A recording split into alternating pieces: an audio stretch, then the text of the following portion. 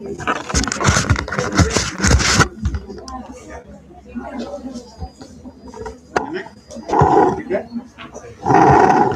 there?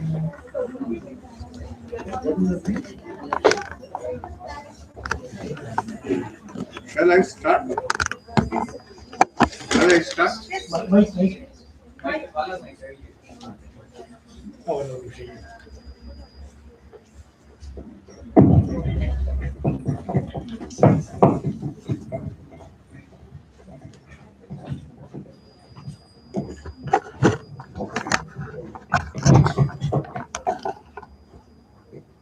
Thank you. Yeah. Can you hear me? Yeah. So I want to get an idea of who is from where and so on. Who is from which year rather. So all of you who are in MSc, can you tell me? Nobody from MSc. Yeah. So nobody from MSc. Who are all from BSc final year? Oh, quite a few people from BSc final. BSc second year? All the remaining. Anybody from BSc first year? Huh? Okay. Then we wait for a few minutes for them. Yeah. Okay. Anyway, I will start by talking about what I was doing last time.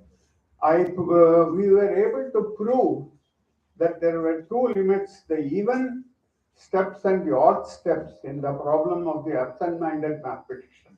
This was proved based on two principles that we had: that an increasing sequence bounded above has a limit, and a decreasing sequence bounded below has a limit. But we only used the first thing. Okay. So now let me add a more complexity, and I won't answer it. I will leave it to Vivirao to talk about it, or if he wants to. Supposing at each stage I toss a coin, and depending on the outcome, I decide to go in one direction or in the other. But all other things are the same. That I stop halfway and all that. Only thing is to determine the way in which I travel. I will toss the coin and go one way. Okay, so will it be different? Now there are two articles in resonance called the vacillating mathematician or something like that by K.V. Atreya. And in the first part, it's purely deterministic, what I did, although he might have used a little different method of proving things. But in the second part, he does the stochastic version, namely the related to what I asked you about what happens if you introduce some randomness in this whole business. So since you're talking about random walks and all, I thought I would mention it. So so that's what we had come up to last time. So we had, and then we talked about the prime number theorem. Then we talked about various things, examples of important sequences. 1 plus 1 to the power 1 over n to the power n. We talked about in the first lecture, that is E, and so on. Okay. So now let me just tell you about one or two books that would be of interest to you. One is a famous book, old book by E.T. Bell, B-E-L-L, okay, and it is called Men of Mathematics, E.T. Bell. And it's, I would say from today's point of view, it is a little outdated. For instance, there's very little mention. I mean, it is very West-oriented, Eurocentric, as they say. So you will see very little of the contributions of the East and of other countries to mathematics. But still, when you read about some of the great mathematicians and the struggles that they had, it is very inspiring. Okay. Now, I feel that we should not be worried whether we reach very great heights or not. How many people can climb the Himalayas or climb Mount Everest. I mean, out of all of us. Similarly, in mathematics, who will reach all those heights? Very few, right? And so it is enough if you reach. There is a very famous quote by S. Chandrasekhar. Have you heard of S. Chandrasekhar? Anybody here? The students? Yeah. So S. Chandrasekhar is, as you know, is a Nobel Prize winning physicist, and more importantly, he is considered one of the father of modern astrophysics.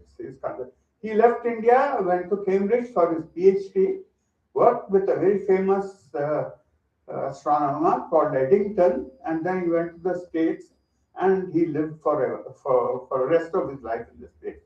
He passed away now. He got his PhD. I'm sorry, he got a Nobel some time ago before he died, obviously. And so he says in one of his books, the book is a very beautiful collection of essays called Truth and Beauty. Truth and Beauty. Don't worry if you don't understand some of the articles. It's good to read them through. And it's wonderful, wonderful book.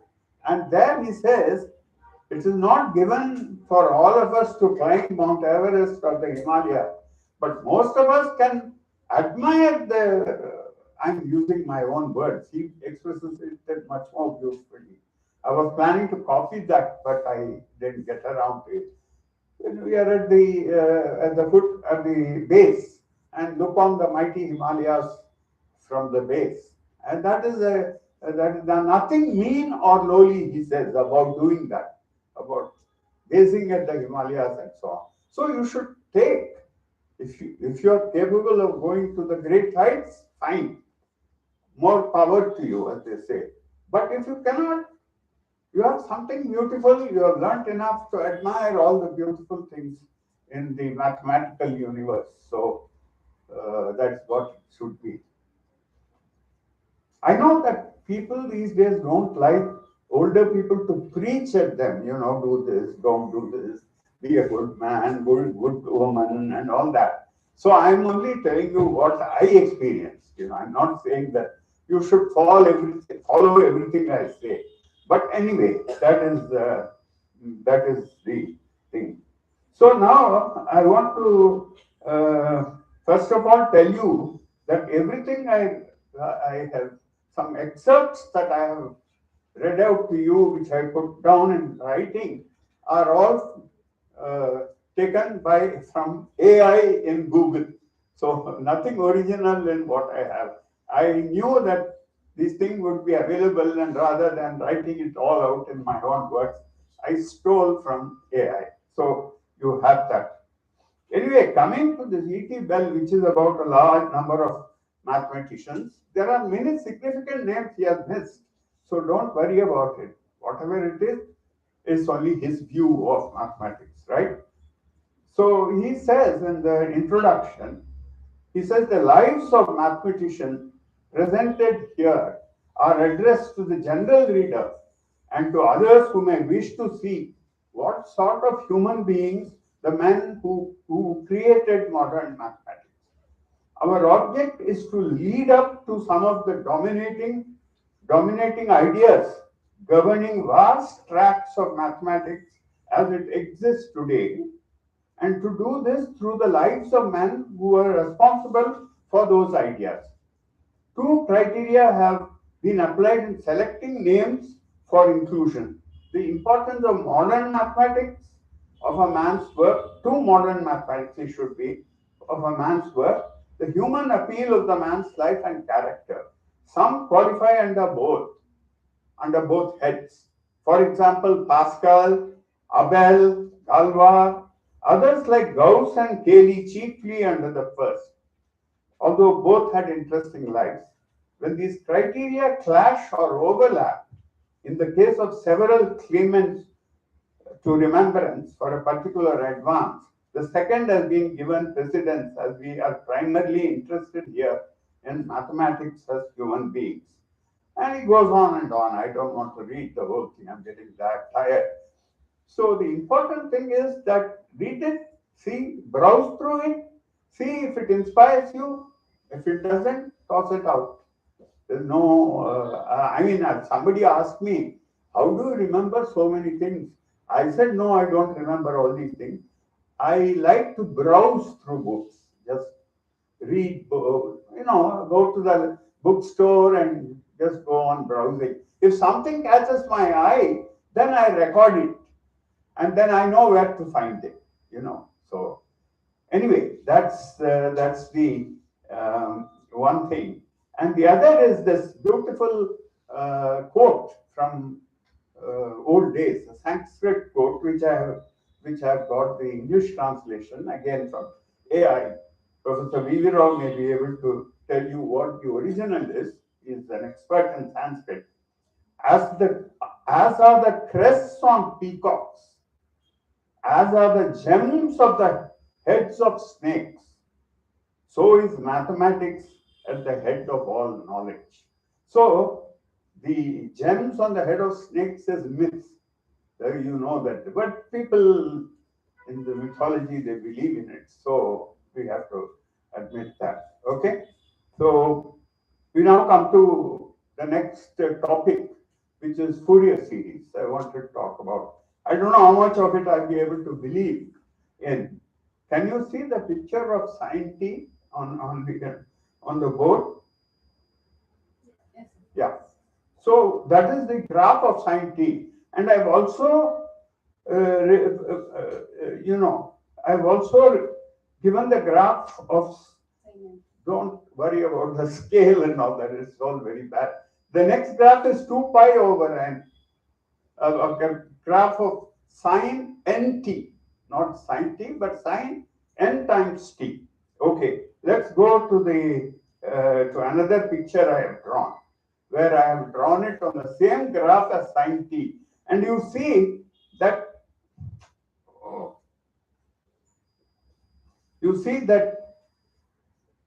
there is a sine curve from 0 to 2 pi over n, and therefore that repeats all the way again and again to up to 2 pi. So it's more oscillatory. The larger you make n, the more oscillatory it becomes. So you can think of n as the frequency. Sine nt is the frequency of a waveform. So sine t, sine 2t, sine 3t, and so on. Similarly for cos t. Okay. So the basic observation by Fourier and other people is that any 2 pi periodic functions.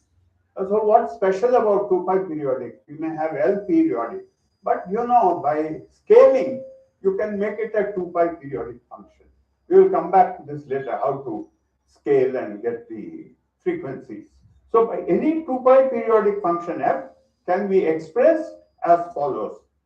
Ft equal to a naught plus sigma n equal to 1 to infinity an cosine nt plus bn sine nt. Do you see that on the, can you see it? Okay. Now this was one of the most striking, why sine t, cosine t, why not some other periodic function?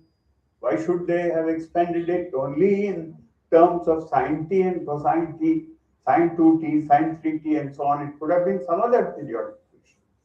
There are many ways to explain that. But how many of you are aware of complex notation? Complex, what is that? Huh?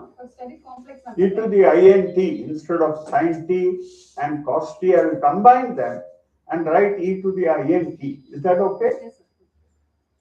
Anybody who is not comfortable with complex numbers, I'll continue as real numbers. Euler theorem, e power I theta. Yeah? Please, you have to tell me, otherwise telling her is not going to help me. Okay? So say yes, all of you together.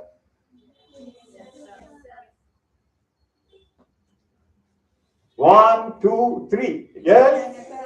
Okay. Why are you so shy? I don't know. So I will assume you know about e to the I theta is cos theta plus I sin theta. So you're combining it in one. So I will use complex notation. Okay. And then I will switch to real notation once again. But I want to explain something for you. Okay. I want the board. So, yeah.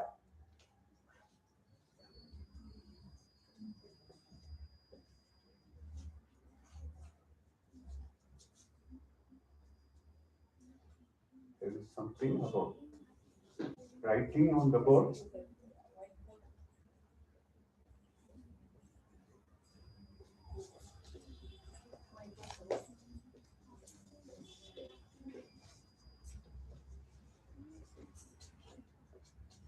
Here now. Right. Now I can write, right? Okay, it is. Okay. Now, Fourier was interested. Fourier was a mathematician, a physicist, and an engineer, all three put together. He was also many other things. I don't have time to come to that. He was very much interested in politics. He dabbled in politics. He did all kinds of things. But for the moment, let us look at his three main interests: mathematics, physics, and engineering. And he was studying heat conduction. How does heat flow from a hotter region to a colder region? The concept of heat, right? And so he was he wrote down the equation for heat. Let's let me first write it down for three dimensions, and then I think you can decide. And then we will simplify and write for one dimension or for a circle. Okay. So you have a body. Let's say it's insulated from the surrounding, and it's heated, but it is heated, but the function, the heat at any point is also a function of T. So the temperature at any point is, so let's put it as capital T is the temperature. Huh? So capital T is a function of time. For a fixed time, it's a function of x, y, z. But what happens as t gets larger and larger? We do not, you take a simple model, won't worry about radiation. Assume that it has been insulated, it has been heated in a certain way so that at time zero, it has a certain distribution, which is not uniform. If it is uniform, then nothing will happen, right? So at time t, the temperature is T, X, Y, Z. At time t, forget t. It's a function of x and y and z, and it also depends on t. So I put the t here. Then he discovered or he derived the way in which heat flows. He proved that. Now I'm going to do various things. Physical constants are all normalized in such a way that what I write down here is true. That depends on the material and all, but minus d by dt, partial d by dt, because it's a function of all this, plus d squared t by dx squared, plus d squared t by dy squared,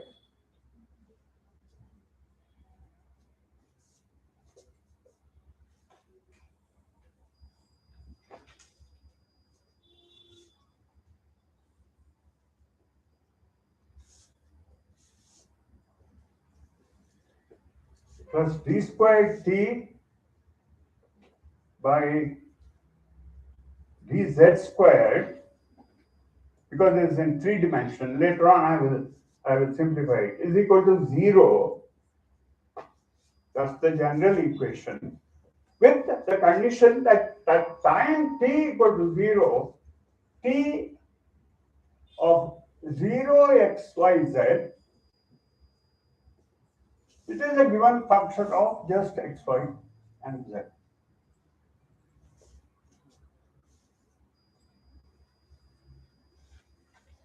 Okay, at least hope you understand the equation that governs the conduction of heat. So, and he was analyzing this. Maybe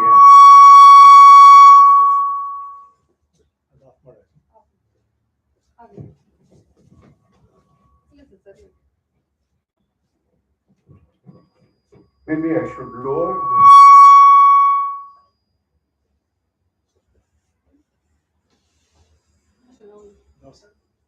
Hello? Can you hear? Can you hear?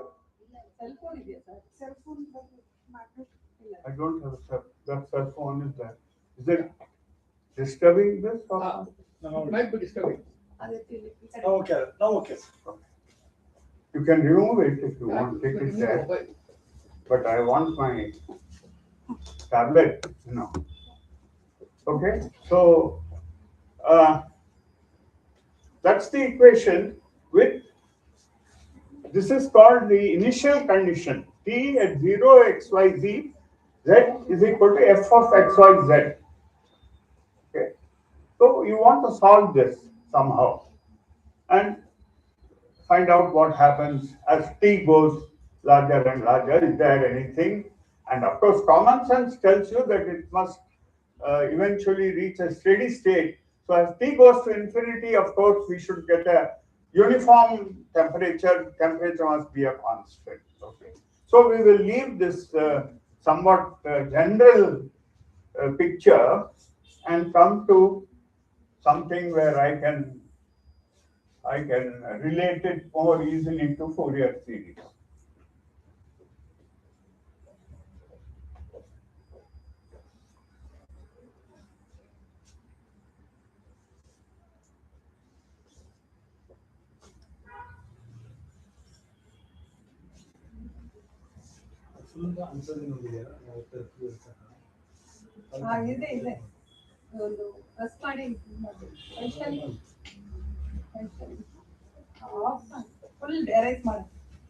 There is something else which can I will try to clear all.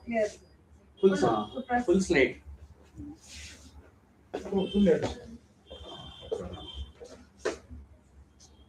Okay, great. Fine. So now I have the following situation. Highly idealized, simple situation. Let's not worry about the general situation. Supposing I have a wire in this form, okay, unit circle. So, and what I do is I heat it in some way, in such a way that it is not uniform. If it's uniform, there's nothing to do.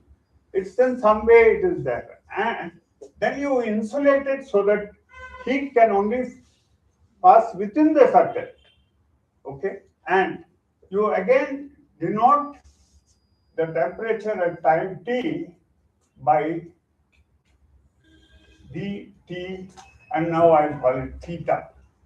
This angle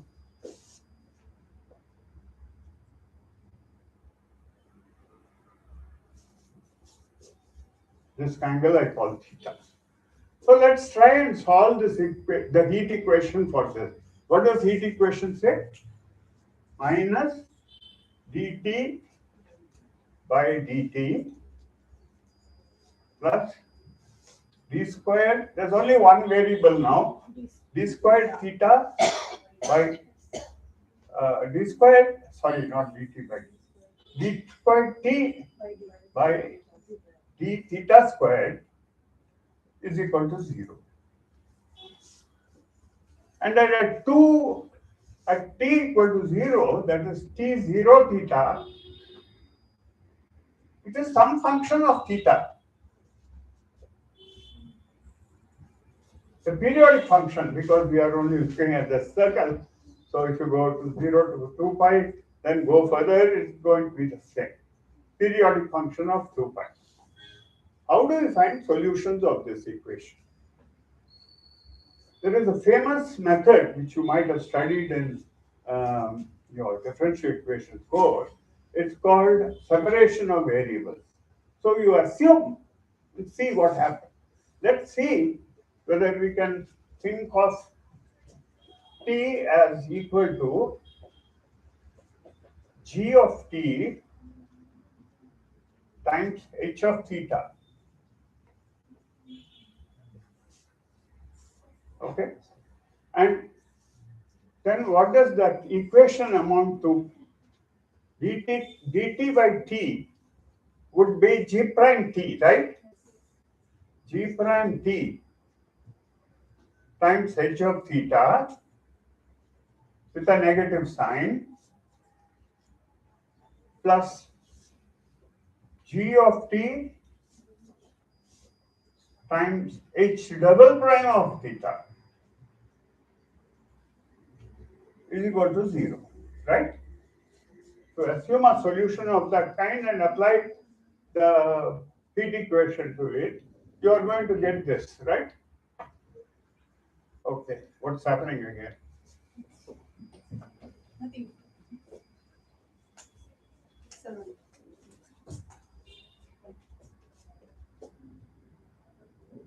Okay. So, dividing and separating the variables, I will get h double prime of theta divided by, I divide both sides by, I take it to that side and then please tell me what happens. dt by h theta. Now the signs you must get right, so please tell me what the signs are. Huh? It is equal to g dash. Is equal to G dash t by gt. g dash t, By g gt. prime t by gt, but Yes. is that with a negative sign? No. Huh.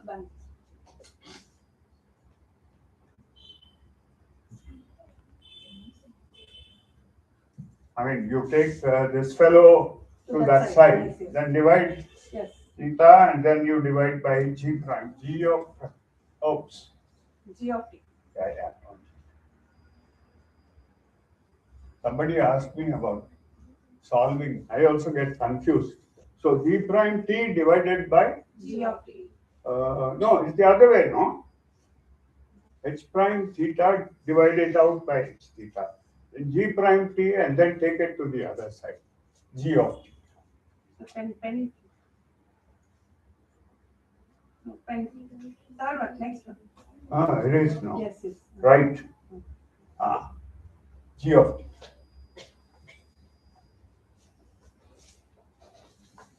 That's the thing on the circle. Shall I erase this circle picture because you have understood what is that?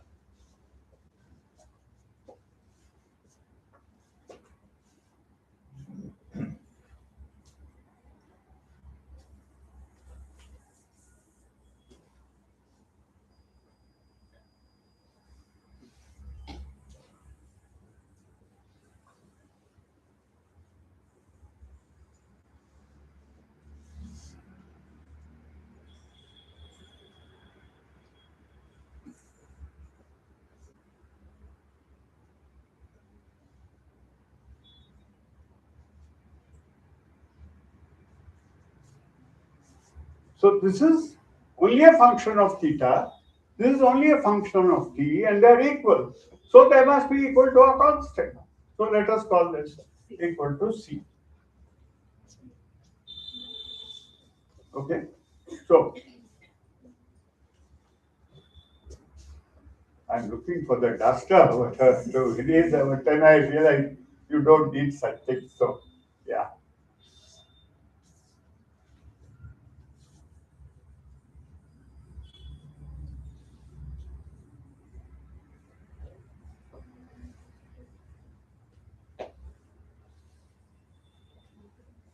What's the time now?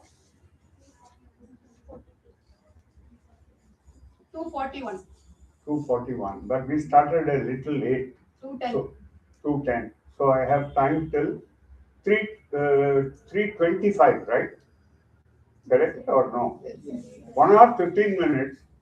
10 plus 15, 25. So I have time. So I mean, I asked because I would like to take a small break after this.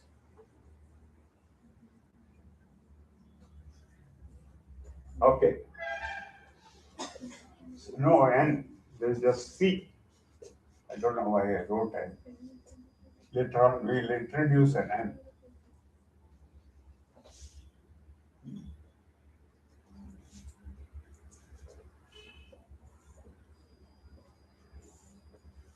Right? So let us write G prime to G prime H double prime H theta C. So what do you get? You get the characteristic equation becomes D squared minus C equal to 0, right? Isn't that right? So D equal to plus or minus square root of C.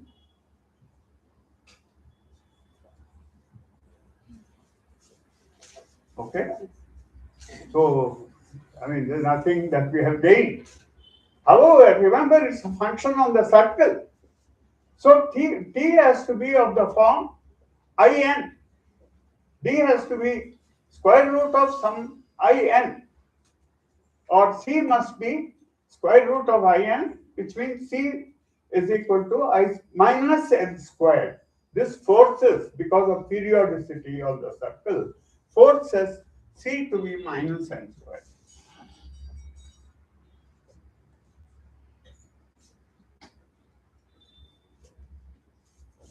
For some n, because it's a periodic function, it has to be int, otherwise it won't be period, it won't be a circular thing. Do you follow, or am I going a little, being a bit obscure? It's okay, no? You can discuss among yourself and figure it out. So, what do we get? We have got that g of t. Where did we get that? H of theta is equal to plus or minus root c. So let's write it as what are they? Root c e to the power, and I said that c is equal to n squared minus n squared. Is it or what? Yes. No, in. This is square root of in. D is equal to plus or minus square root of in. So I will get Cos n. We will just e to the int c plus minus square root of c e to the minus int. Am I confusing you? Let's go back and look at it carefully. It is. Okay.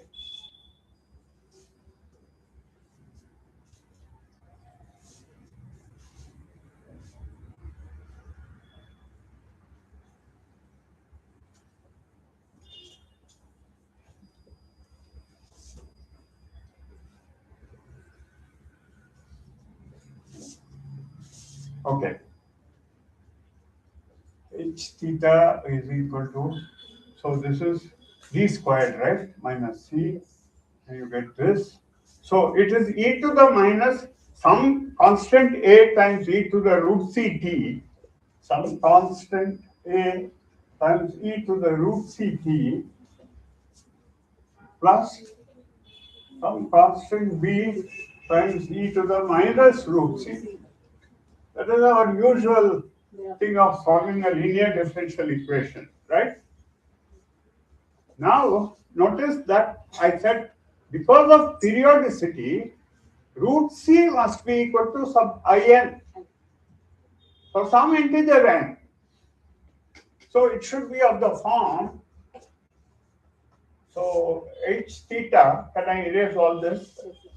I was going to say rubbish, but it's not rubbish. But one of my colleagues used to get angry when I used to say, let's erase this garbage and things like that.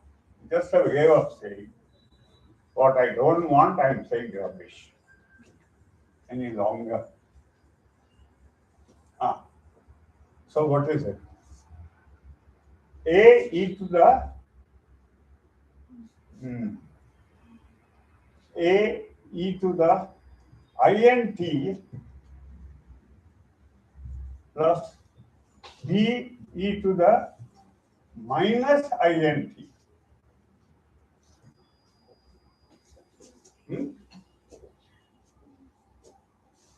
So what happens if you look at, it's a linear equation, you see, and so what happens to the t part? The t part is what is the t part? H g prime t by what did we have? G prime T by gt by g prime t, is it? G prime t divided by gt equal to constant. Let's call it c. Then can we solve it? Then g must be necessarily c e to the what is it? C e to the alpha t, right? Yes. Some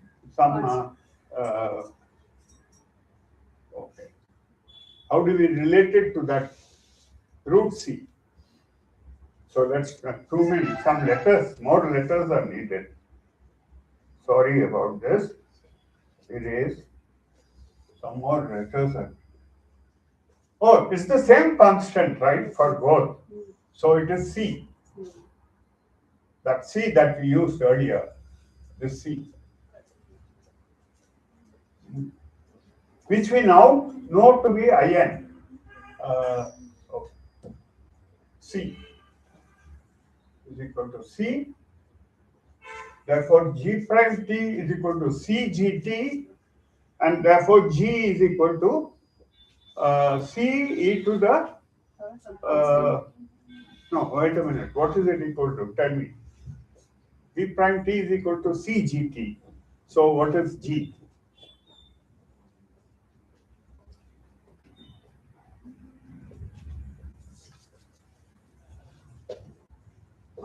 So, tell me. GT is equal to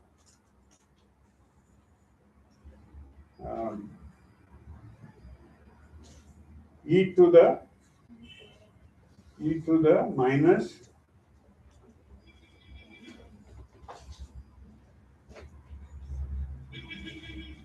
I'm confused. That's why. Yeah. So tell me, you're all very bright young people. So if G prime T divided by GT is some constant, what does that make GT equal to?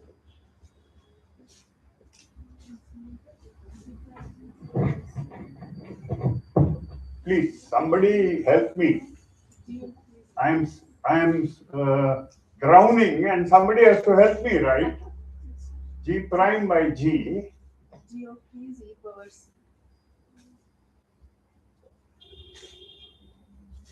Isn't it equal to e to the minus ct? If you want, you can do this as another d is equal to c, right? T minus c equal to 0, so d equal to c, that's the characteristic equation. So it is e to the ct. This is a first order equation, so there is only one solution. So e to the ct. But remember now, c equal to minus l square. So if you take what the basic solutions are, it is e to the minus n square t multiplied by the other one that I have. So the total solution, please stop me if you are confused about this. Because I seem to be confused. So I don't want you to be confused. It's all right for me to be confused, but you people should be. So finally, what do I get? I get, you can absorb all the constant and you call it an because it's dependence on n. So a typical solution or a very simple solution is right. an e to the int t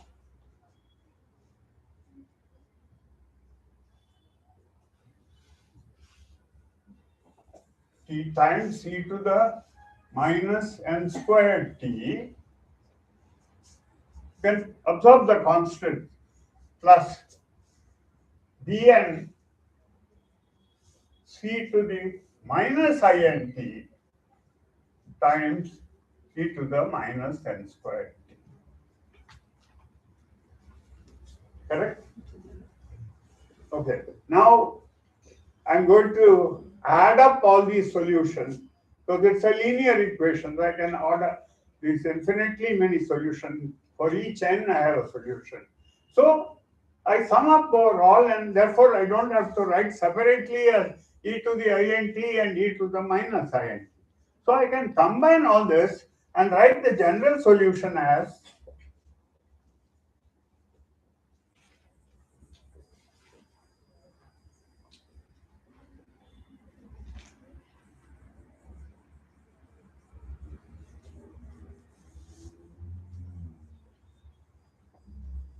okay.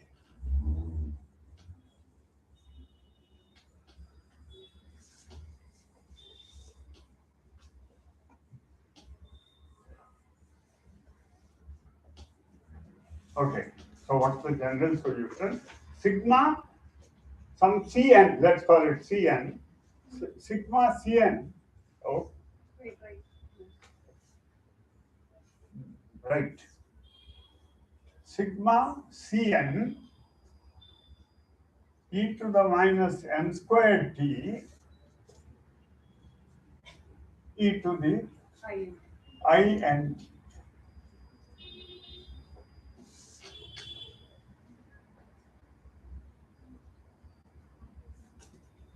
Summed up over all n, not necessarily, because already you had positive, negative, so a sum up over all n. So this is the general solution. And at t equal to 0, e to the n squared theta, no? No, this is squared t e to the in theta, not, right? Function of t and function of theta, where is this? It is. In. One was a function of theta, the other was a function of t.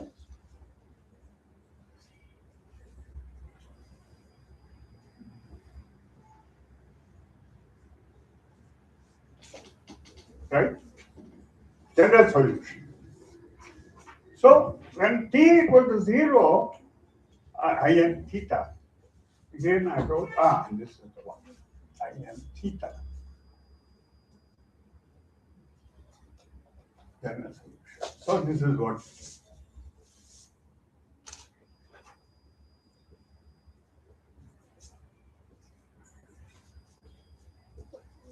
Okay, let's stop here for a minute.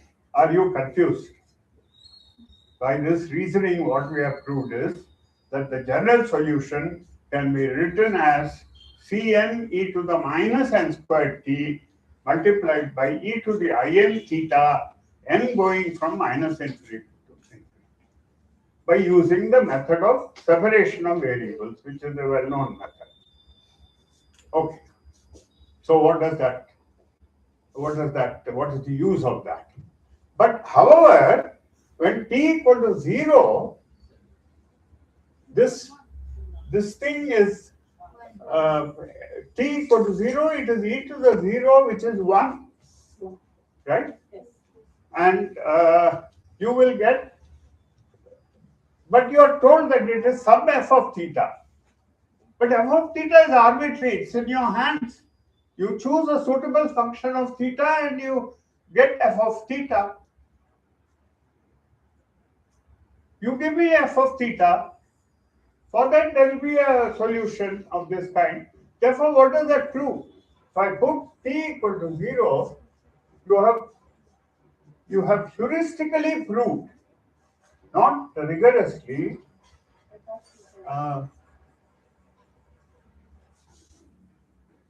It gives a justification to say that any 2 pi periodic function of theta, because g of theta also has to be a 2 pi periodic function, it's on the circle. So it says any 2 pi periodic function. Oh, every time I forget. Okay. Let's see. Ah. So I call that f of theta. So any function f of theta, I take any function and keep it as the initial value at t equal to 0. So I have shown is not right. Heuristically, I have given a kind of argument to show that any function of 2 pi periodic function of theta can be written as some Cn Cn e to the in theta n equal to minus infinity.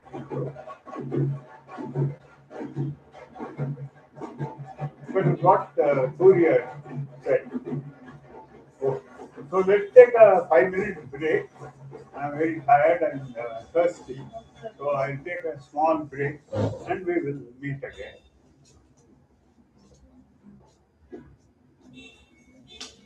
Oh, thank you. Ooh. Thank you.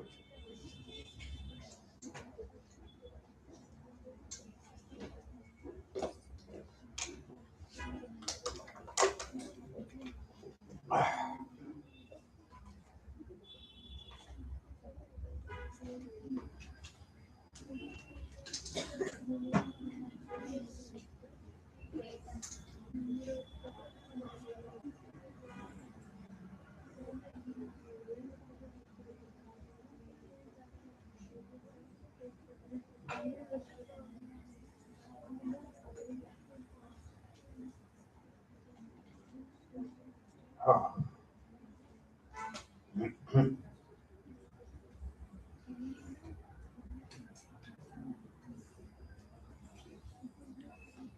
So are you with me now? I mean that any function f of theta, we have given a heuristic argument using the heat equation to show that any function 2 pi periodic function has an expansion of the form Cn e to the in theta n equal to minus infinity to infinity. I mean, this is not at all a proof. It is not at all something.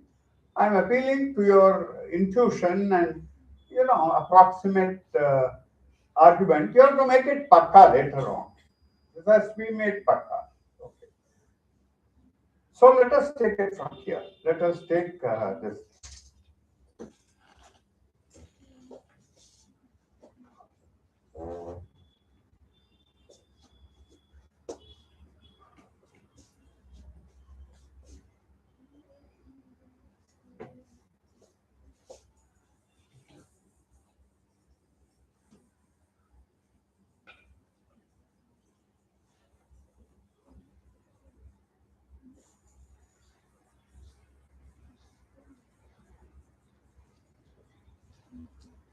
These are called heuristic proofs. These are not really proofs, but they may break down. But since they have all been proved, you can use it as a kind of heuristic. Because how he came up with this idea that everything can be written as okay. So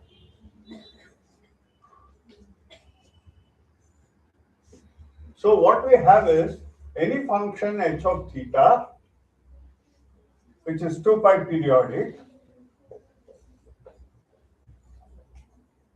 is of the form sigma an. I wrote Cn, perhaps I'm writing a. E to the in theta n equal to minus infinity.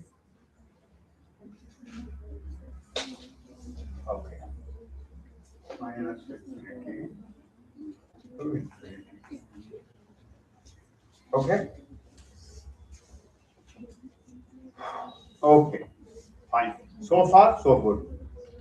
We have given a justification as to what made Fourier guess that any 2 pi periodic function can be written as sines and cosines, basically. Because e to the I n theta is cos theta plus I, cos n theta plus I sin n theta.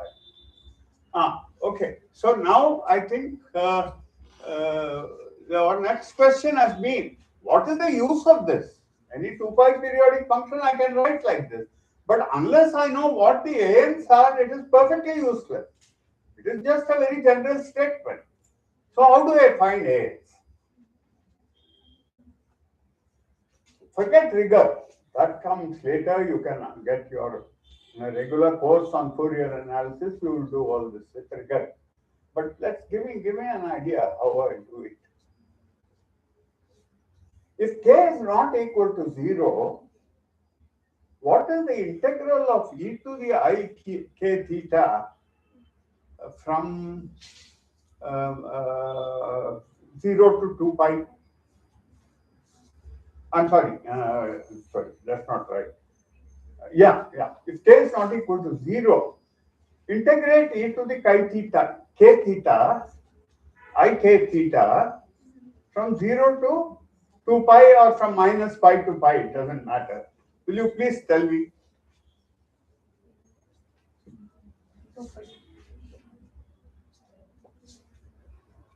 Integrate it in the usual way. It's an exponential function. You get 1 over ik or something like that into the ik. K is minus pi to plus pi. And won't it cancel off? And give you... Huh? No, it will give you 0, right? So this I to the k theta, no? Do you check? You will get e to the I k theta divided by 2 pi. No, divided by ik between 0 and 2 pi. And you have to subtract one from the other. But the values are the same. 2 pi value is the same as 0 value. So you get 0. So I want you to think about this observation and see if you can come up with a trick to get the CNs. Isolated. Supposing I want to take a particular n, call it capital N. I want to calculate C capital N. What do I do?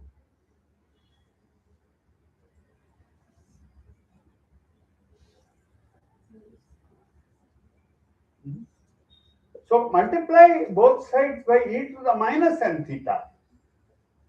Then what happens? Except for one term,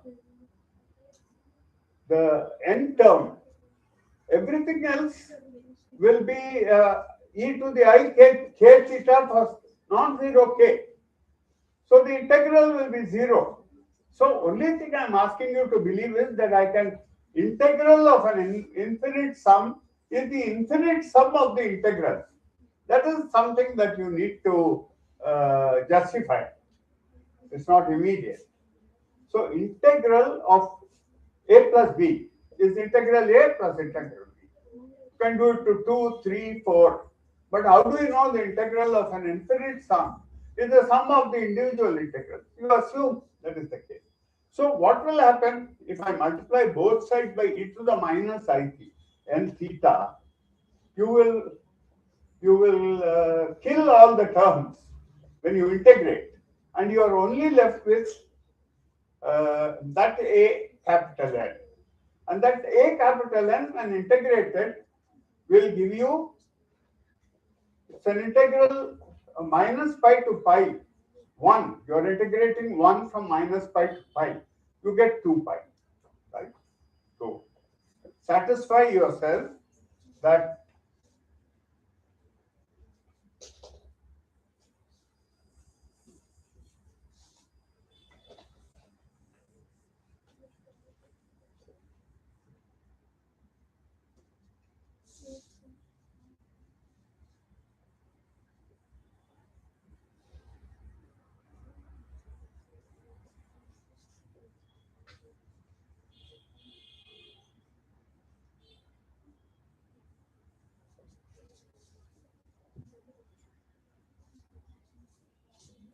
Okay, so the reason why I came to Fourier series in the end is because you didn't know, I mean, you knew perhaps, but we don't know what an infinite series is, what the sum of an infinite series. So we have to do it at the end. So infinite series of functions you are doing it. That means for each theta, the left hand side is equal to the right hand side under sufficient under certain conditions, not for all kind of functions, but certain kinds of functions. So what do you get here? We have got that we have seen that if I write h theta, oops, if I write h theta as equal to Cn e to the in theta n equal to minus infinity to infinity, then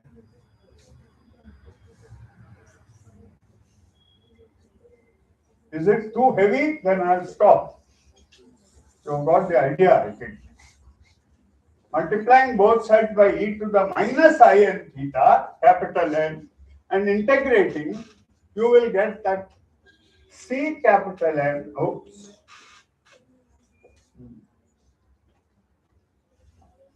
C H integral of h theta e to the minus I capital N theta is equal to, well, the total integral is 2 pi.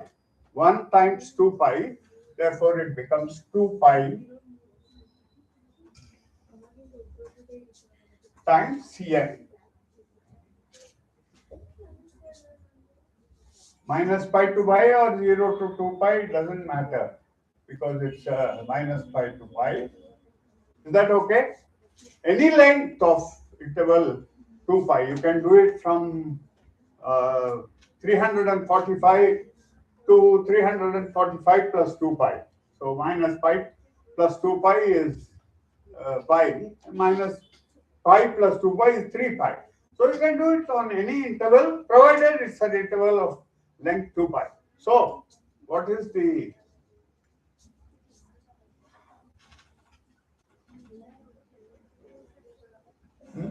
erase? Very long. You have to write these things in a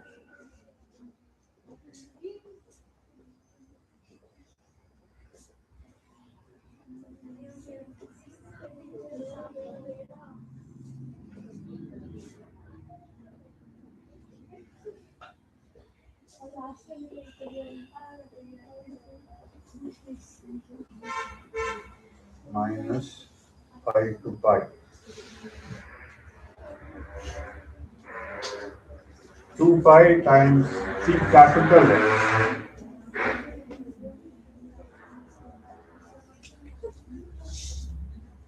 Right?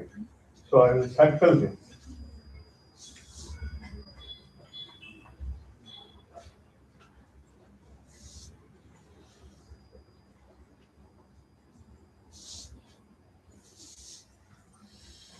So not only have we realized or argued that any 2 pi periodic function can be written as e to the in theta for various values of n going from minus infinity to infinity.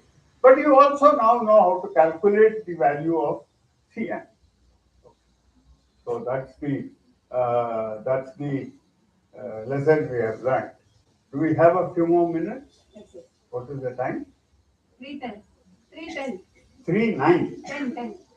3:10. Oh. Okay. Now let me ask you something.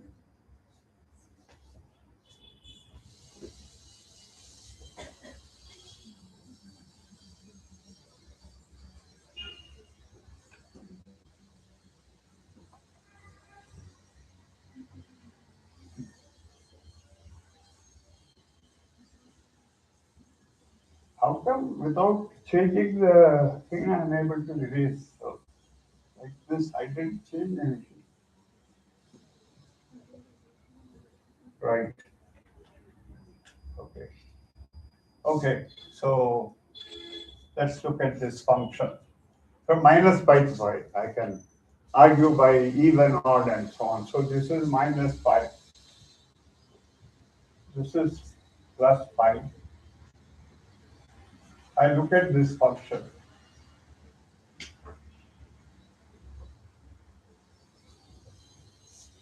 And repeat it periodically. That means at these points there will be a discontinuity, right? So its graph will look like, and so on, and similarly on the right, whatever. I'm hopeless at drawing. You can imagine what. I don't know. Let me not write on the right. You imagine this graph being repeated for every 2 pi interval. Got it? Yes. Okay. So I want you to calculate the Fourier coefficient for this function.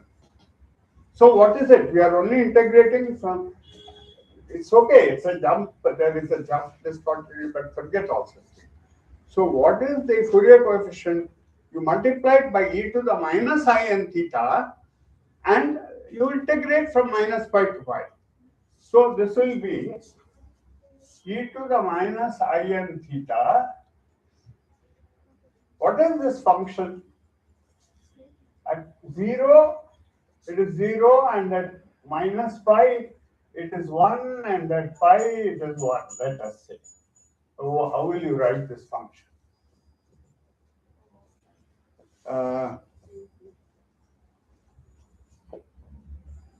Okay, make it easier.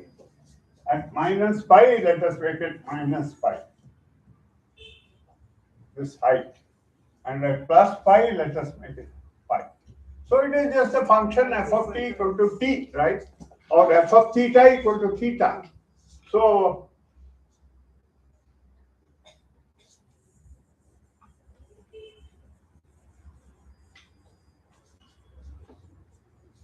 Fourier coefficients of this function. I expand e to the inp as cos theta plus I sin theta, and I write it as integral theta is a f of theta equal to theta in this interval, and then it is repeated periodically.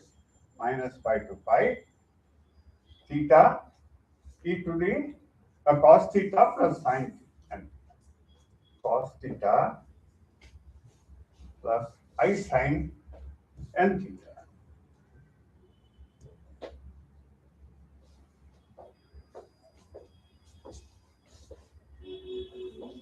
Okay, so what happened?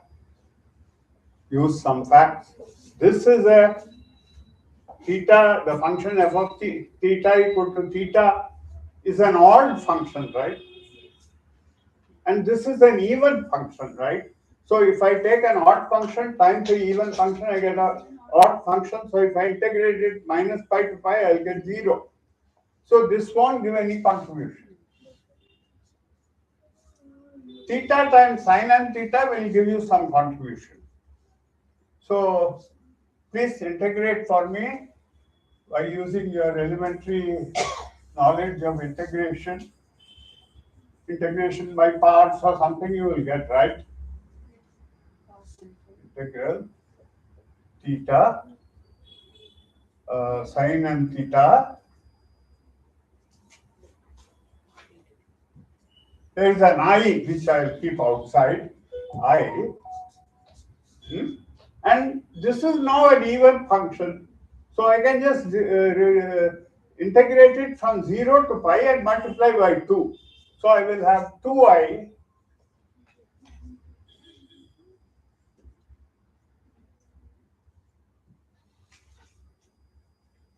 theta sin theta, 0 to 2, minus pi to pi. So will you please, I'm very tired, will you please calculate and let me know how much that is?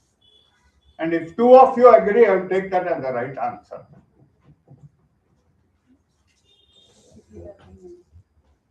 I believe in.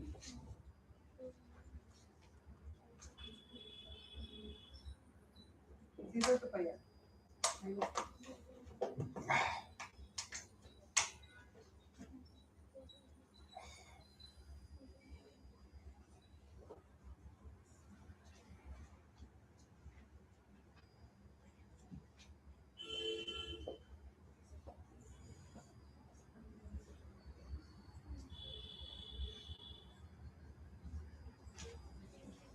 Yeah, thank you.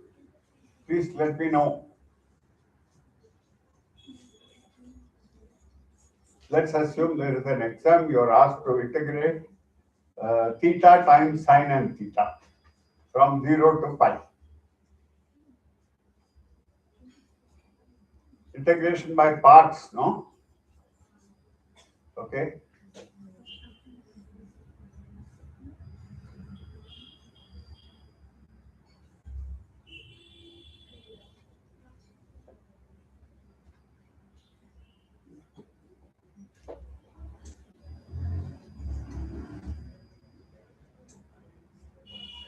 Anybody who has come up with an answer?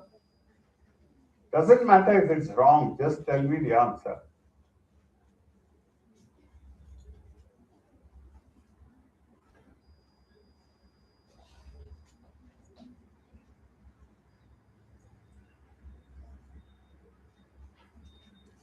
After this, I'll let you go. So don't worry, it will be the last part. And I'm not giving any marks or anything, don't worry.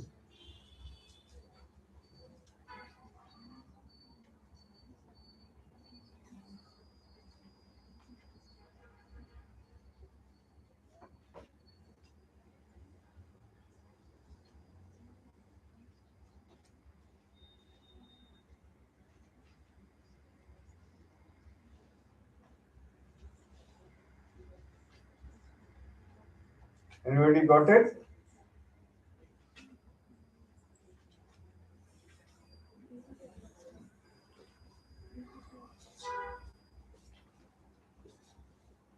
I have no energy to go and do it, so you'll have to do it. No, I asked for black tea. Oh, black tea ಕೊಟ್ಟಿದ್ದೀನಿ. Black tea ತಂದಿಲ್ಲ. You know correct.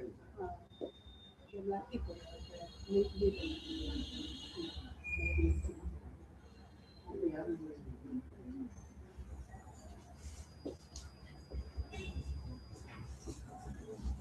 What? Any answer? Don't feel shy. What is that famous formula for integration by parts? You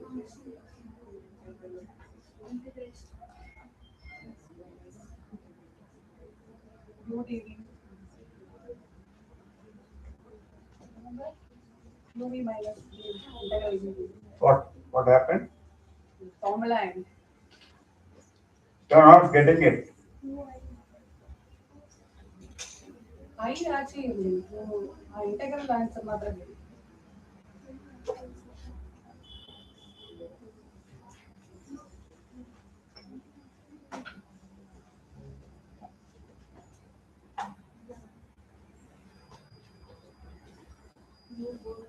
Okay. Never mind. I'll do it on the pad. And somebody I'll connect. erase that and put.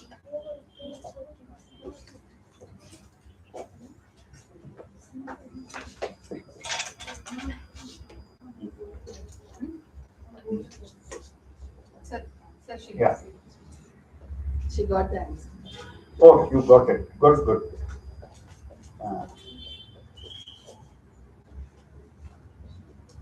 4i minus 1 to the n by n. So let me see.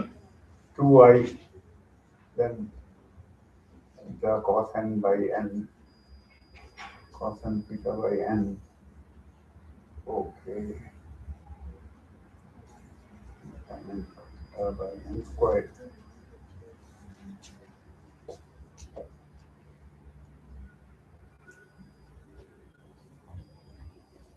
But sin and pi will give you 0, no? Yes. This is also Oh, 0. you're talking about cos and pi. Anyway, I don't know whether this is correct or not. I will write down some value here which somebody has come up with. Somebody else can verify and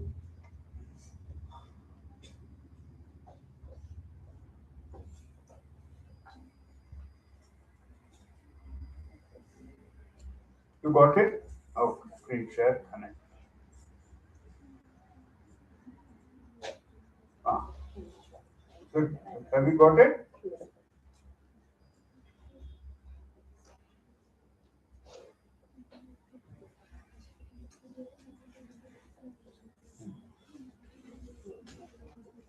Not connected.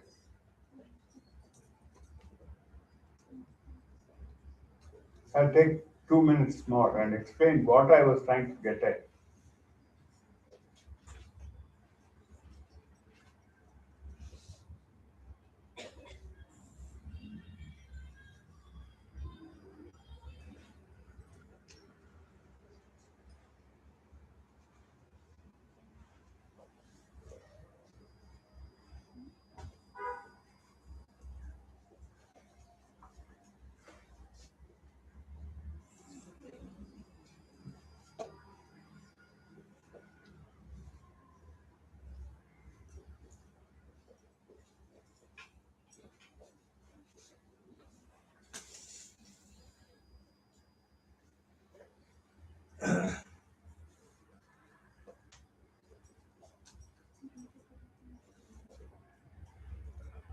Yeah, got it?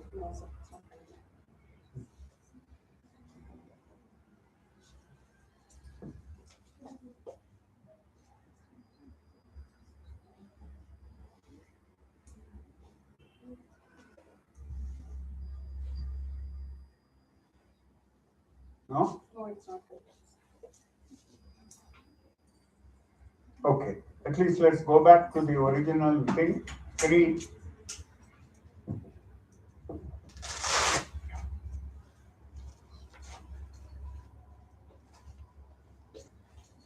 Can we go back to the original screen?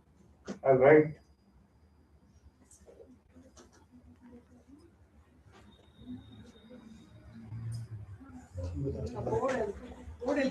You not that.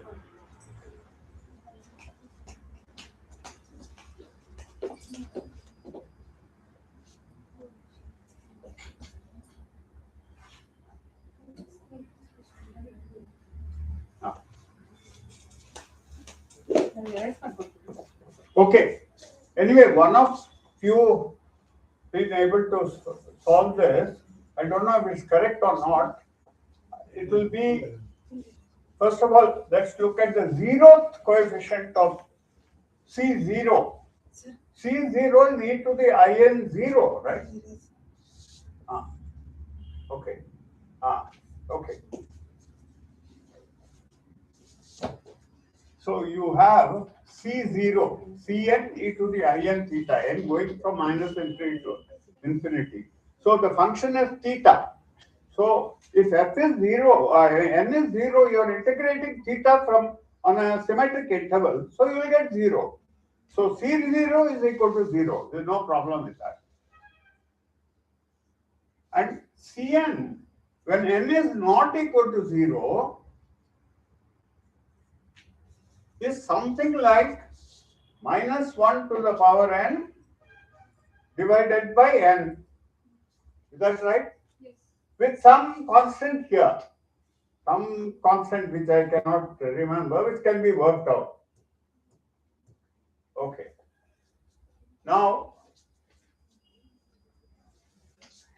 there is another theorem which says that the sum of the squares of the Fourier coefficients divided by 2 pi. So, what are the Fourier coefficients? They are called Cn. Mod Cn squared, n equal to minus infinity to infinity, the modulus squared, is 2 pi times the, maybe the thing is wrong. My constants may be wrong, but don't worry. You can check it up in your textbook. Is equal to 2 pi times modulus of the function squared minus pi to pi. That's a theorem. I mean, you can prove it, but right now we don't have time. So this is you accept this. Cn is minus something, something 1 over n. So if you square it, you will only get 1 over n squared. Modulus means that I don't care what that I and so on is. You will get some constant times sigma 1 over n squared. This side and this side, it will be the same, 1 over. So it will be 2 times whatever the constant is. So you will get sigma 1 over n squared, n equal to 1 to infinity times some constant. I'll give it to you as a homework to determine all these constants, is equal to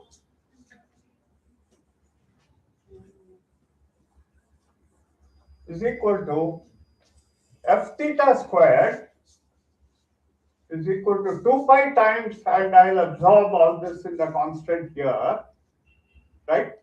I want to integrate minus pi to pi of theta squared d theta. That will give me pi cubed over theta cubed over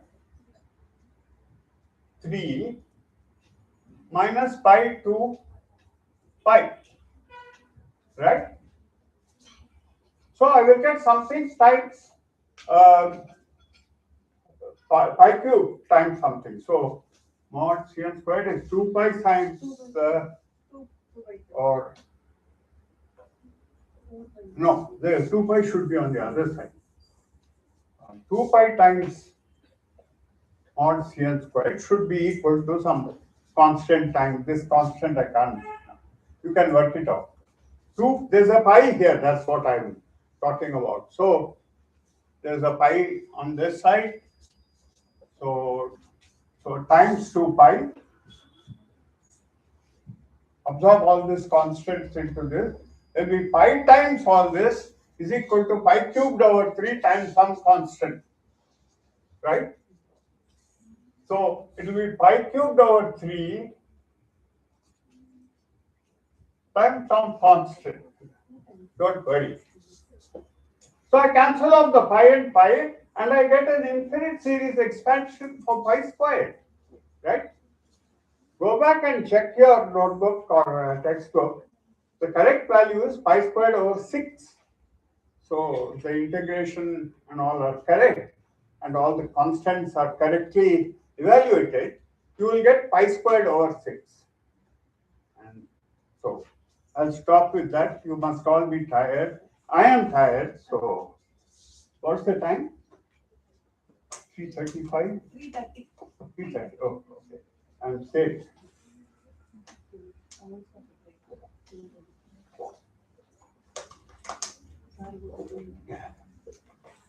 You take a 10 minutes break. No? Ah. Ah. Now you can take 10 minutes break and come back at 3:40.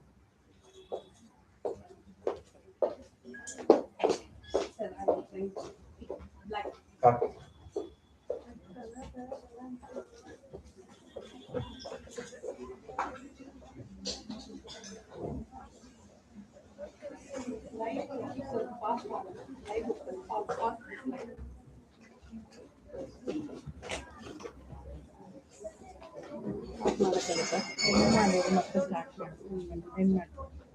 ಮತ್ತೆ start ಆಗ್ತದೆ ನಾನು pass ಹೋಗ್ತಿಲ್ಲ pass ಮಾಡಿದ್ರೆ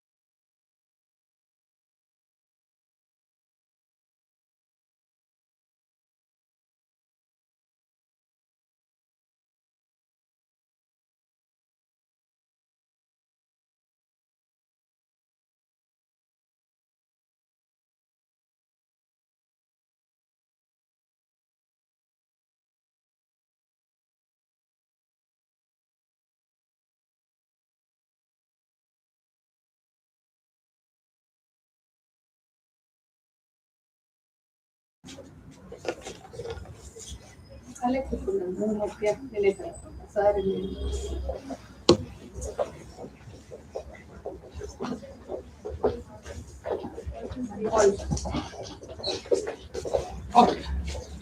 So welcome to the final episode of the serial. Okay.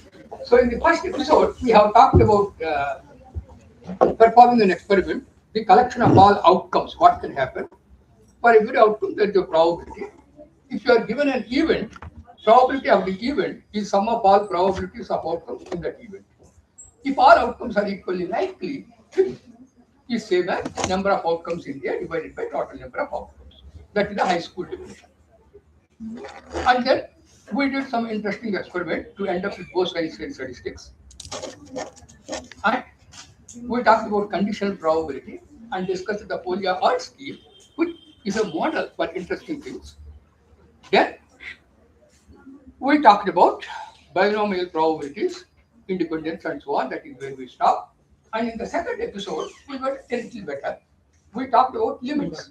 Okay, if you toss a coin whose chance of heads is very small, toss it a large number of times. What happens? Okay, that is when we have. Okay, now let us see. I have. Okay, so then we had.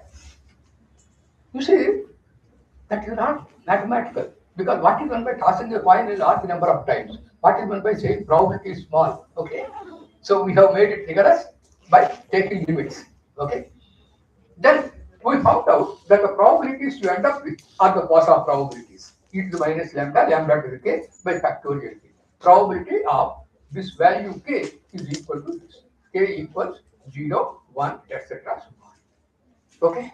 I said that is a good model for the number of accidents, for the number of disintegrations of the radioactive material and so on and so forth. Okay. And for some of you who are interested in applications and so on, you may have heard PET scan. Have you heard PET scan? Okay. Positron emission tomography. What is that? You see, suppose I have a cancer here. Then what does the doctor do? He will ask you to take the PET scan. What happens to the PET scan? Okay. You have to find out whether there are cancerous cells here or not. How do you find out unless you go inside me? Okay, that is where biologists come into picture. They tell you that if there are precancerous cells, there is a lot of metabolic activity. If there is a lot of metabolic activity, it needs sugar. Therefore, if you can set sugar inside me and see where there is concentration of the sugar, that is where cancerous cells are, precancerous cells. Okay, you can send sugar, but how do you find out where is the concentration? That is where physicists come into picture. They said, don't worry, we will put a radioisotope in the glucose and send it. Okay, once it goes inside, it will give you particles, disintegrate. The more particles coming out, that is where more concentration of sugar is. All right, but actually, I said particles come out. There's a complicated thing there. That is why positron comes into picture. It emits positrons, they meet an electron and they get clash. Then two photons come out. They are caught. And looking at those things, physicists told us, you can tell where they came from. That is what happens. Therefore, you can find out how many emissions are there from here, from here, from here, and so on. But the chances of having k emissions is precisely this. Therefore, your data is the number of emissions. But still you don't know the lambda. That lambda is the intensity. Okay. So probabilists have given this model. Therefore, you can say the chance of k emissions is e to the minus lambda, lambda to the k by factorial k if you have observed k emissions. But what is that lambda? That is where statisticians come into picture. They told us how to estimate the lambda. Maximum likelihood estimate, various methods are there. Okay. And all this thing goes on computer platform. You can't say, wait, I will do calculations and tell you next week. Okay? Immediately it should be done on the computer platform. And once you know the intensities and places and so on, then the doctor gives you advice what to do. So you see, so a lot of things go into that. Okay. So then we have discussed about random walks. Right? And that's a simple model of disturbance to a particle. Okay, either this way or this way.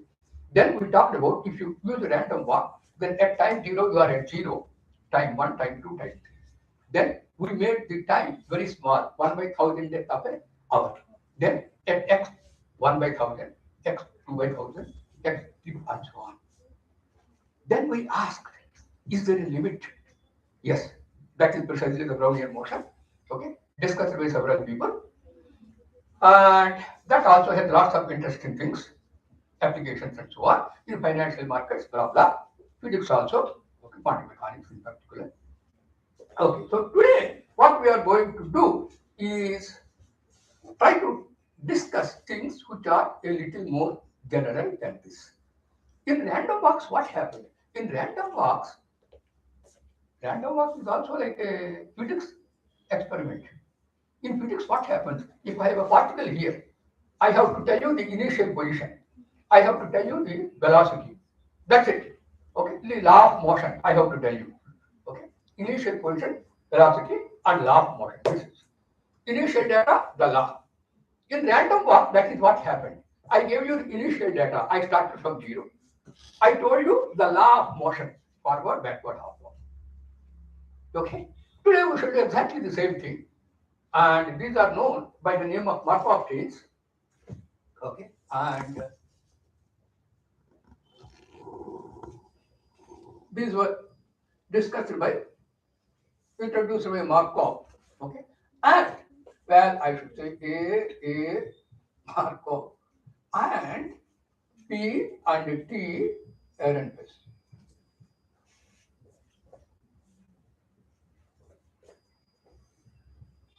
06, 1906. Independent, okay?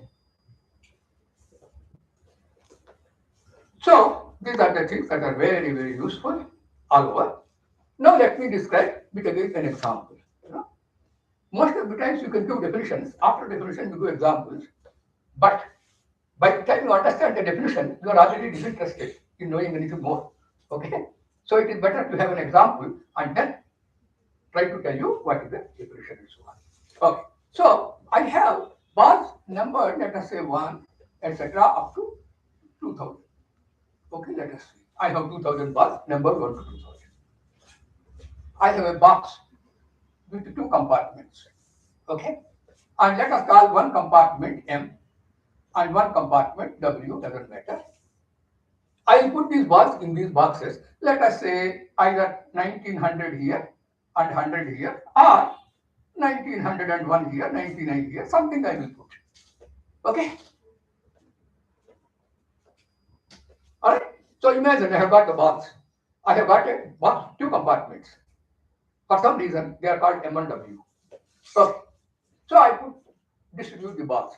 What I do is the following thing. Pick a number at random. Okay.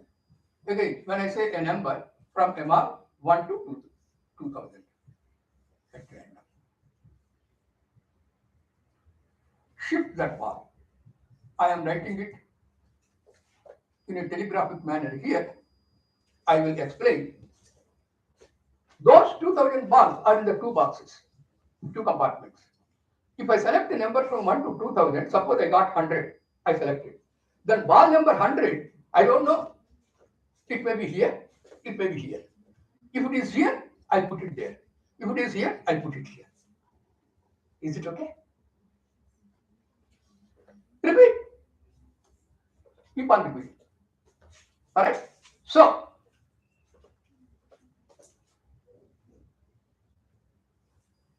and let me denote by xn the number of balls in F.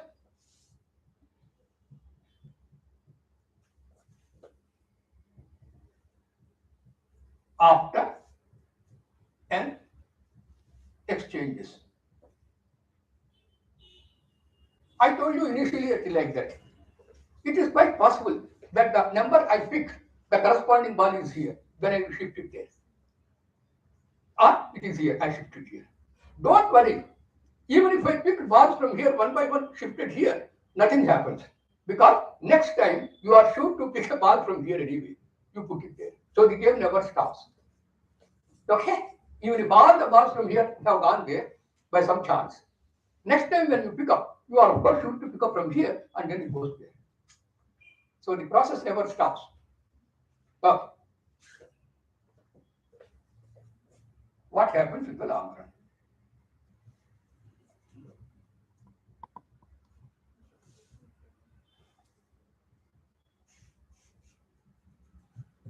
Okay.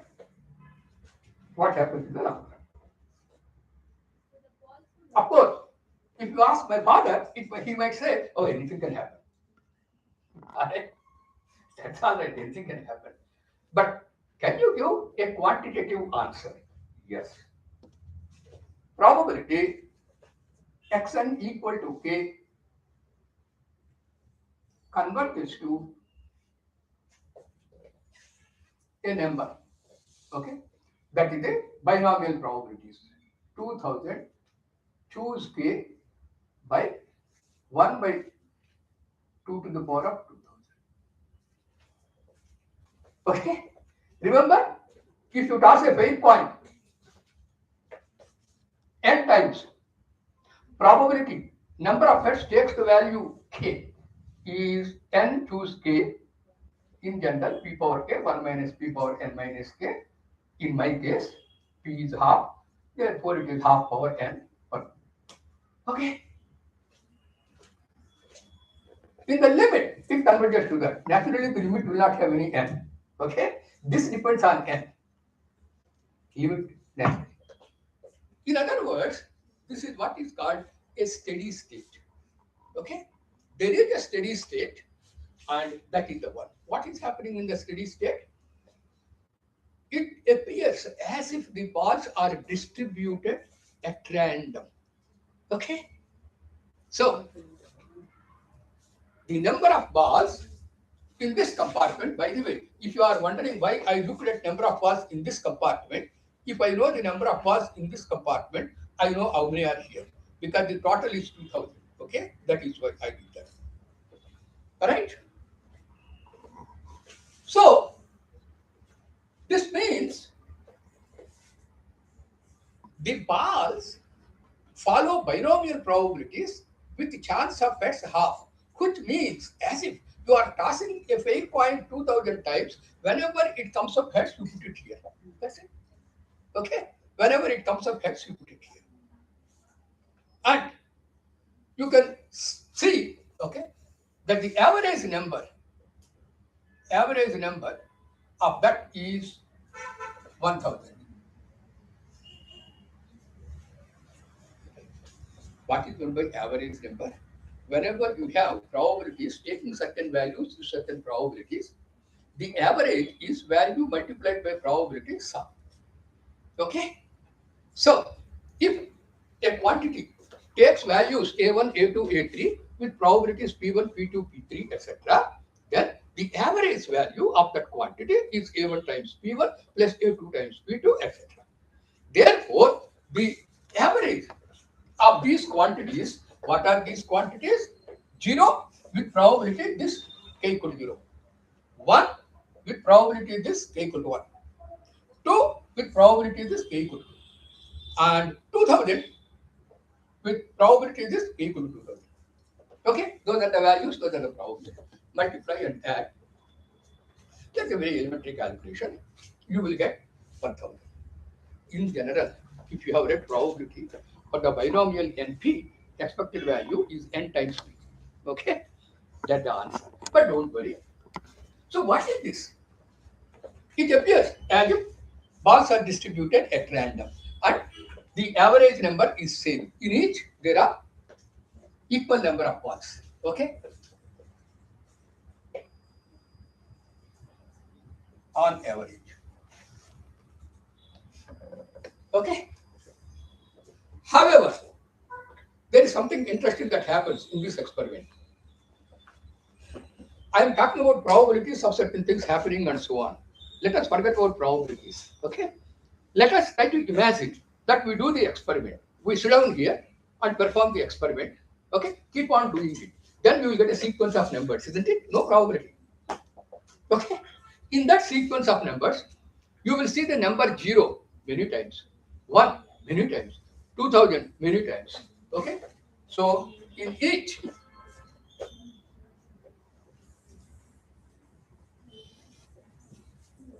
in each run, okay, in each, oops, okay, in each run,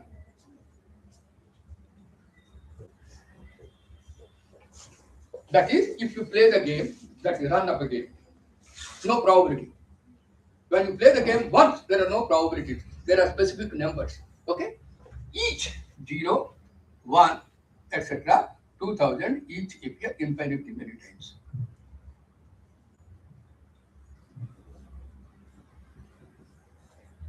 Okay? If you sit down and perform the experiment, you will see 0 number of balls here, infinitely many. 1 ball, infinitely many times. In other words, it's a chaotic thing. But on the average, equal number of balls. Okay, so the average is a macroscopic quantity. This is a microscopic quantity. Okay, at the microscopic level, it is being chaotic. At the macroscopic level, it is reaching a steady state. What is the importance of this? This is a model proposed by Paul and Tatiana Ehrenfest in 1907. This is called Ehrenfest model. So what is this model for? What are we doing? Okay, now M stands for milk, W stands for water. Suppose you take hot milk and cold water. What happens? Put them together. After some stage, you see steady temperature, isn't it? Why does it reach steady temperature? What is happening? So, in days, of course, there were many theories about heat and so on. Okay? Boltzmann was trying to explain heat in terms of motion of particles. If a particle, if a thing is hot, that means particles there are moving pretty fast. If it is cold, they are moving slowly. Therefore, when we say milk is hot, particles are moving pretty fast. When you say water is cold, those atoms are moving very slow. When you put them together, they hit each other, right? They bump into each other. When they bump, they exchange momentum. Therefore, okay, a hot milk molecule gives part of its speed to a water molecule. Sometimes water molecules get heated up, okay, in this process. So then they give to the milk. It's a two-way process. Okay? So finally, after all the exchanges are done, it reaches a steady state. That is what you see in practice. So he was trying to explain. Unfortunately, nobody believed him. Everybody objected to what he said. Even the physicist Marx said, "You are talking about atoms. Are there atoms? Are there molecules? How do you know they are there? We cannot see them." Yesterday, when I mentioned about Brownian motion, Einstein was trying to find out if water is made up of small, small things. That was precisely it. It is only after Einstein's thing people knew that what Boltzmann said was correct. Okay, but till then they were pursuing Boltzmann. But unfortunately, poor Boltzmann died before he knew completely about Einstein's discovery. Okay, very sad. Okay, so that is one objection. There is another objection to his calculation. That's the following. In physics, when you are trying to explain motion, suppose you apply force, then a particle is going from here to here. Suppose you apply the force in opposite direction, you can make it go from here to here, right? Therefore, they asked Boltzmann, okay, all right, you are explaining it using mechanics. Tell us, we put the hot milk and cold water together. Wait, after some time, something happens, okay? Can you bring us back this hot milk and cold water? If you are explaining through mechanics, you should be able to do that. He said that. Okay, that is it. At the microscopic level, it is true. But people did not understand during Boltzmann's lifetime. Okay? And there were other objections also to that. If you are familiar with some kind of Poincaré's recurrence theorem and so on, there was another objection, but there is no point in our going through all that. So, this is a model invented by the husband and wife team, Paul and Tatiana Ehrenfest, students of Boltzmann, to convince people that there is nothing contradictory in what is happening. It can be at a microscopic level, this is happening. At a macroscopic level, it is reaching a steady state. Okay. Now here also, if you see, we have the same kind of thing. There is an initial data. Okay. What is the law of motion? You can forget about M, W, all those things.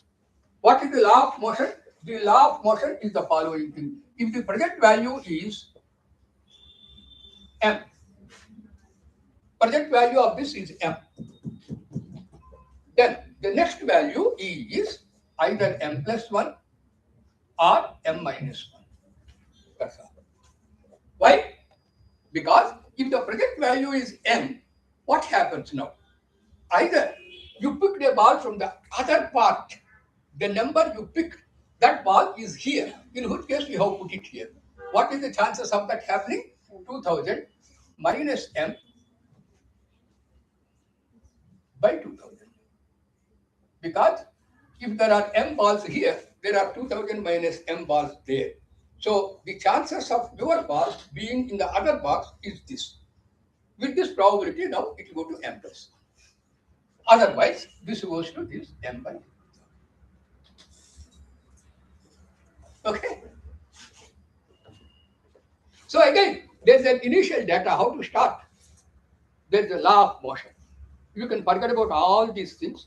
You can think of it simply a kind of motion, a kind of walk on 0, 1, 2, up to 2000. So, and initial condition you fix. I have fixed this one. You can fix anything you like carefully. If you are at M, go to these points with those probabilities. Finish. Okay. Of course, you might wonder that I have written, what I have written on the board looks like nonsense, because you might think when M equal to 0, this is minus 1. Hey, come on, how can you go from 0 to minus 1? Don't worry. When M equal to 0, even though your I sees minus 1 here, please see here also probability is 0. Okay, don't worry. That doesn't happen. Okay, so you will surely go to M plus 1. Okay, so this is known as Ehrenfest model. So here also we have that kind of thing, namely from there is an initial data, there is a law of motion. What is the state space now? 0, 1, 2, up to 2000. That's it. You can forget all the other things. Okay? And among these things, there is a law of motion, how to go from place to place. So that is a beautiful example of what is called Markov chain. Okay, Markov chain simply means you have a state space where you are moving, and there is an initial data given to you how you start. There is a law of motion given to you beforehand. Using that law, you move forever. Okay, this law of motion tells you how to go tomorrow if you know the present position today. Okay, with probabilities. In the random walk, no matter where you are, you move plus 1, minus 1, okay, with the same probability half and half. But here, if you are at M, you go to M minus 1, M plus 1 with probabilities depending on M. Okay, not constant. That's okay. Depending on the present position, there is a law. Now, I will give you another example. That is the following. Looks like gambling. All of you know playing cards, right? If you don't take playing cards, you can take anything else at all. 1, 2, 3, etc. All the 52 playing cards are arranged. Okay? This is the first card. You can count anywhere you like, doesn't matter. I will count 1 at the top card, 2 at the next card, 3 and so on. This is the 52 card. Okay? Alright. You start anywhere you like. Put the 52 cards in any order. What I do is the following. Pick a number at random.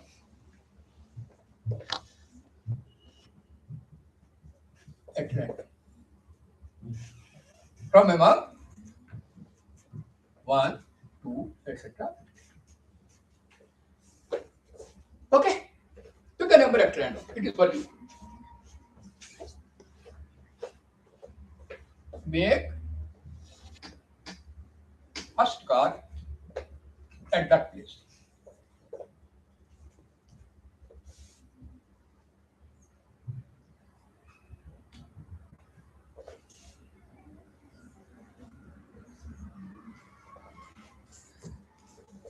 Again repeat. Okay. So let me explain to you. Imagine, see, most of the time you have to imagine.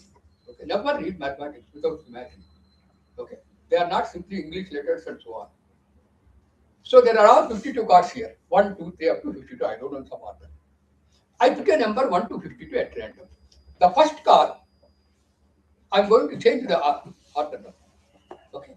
Will become that numbered card. Now let me explain again.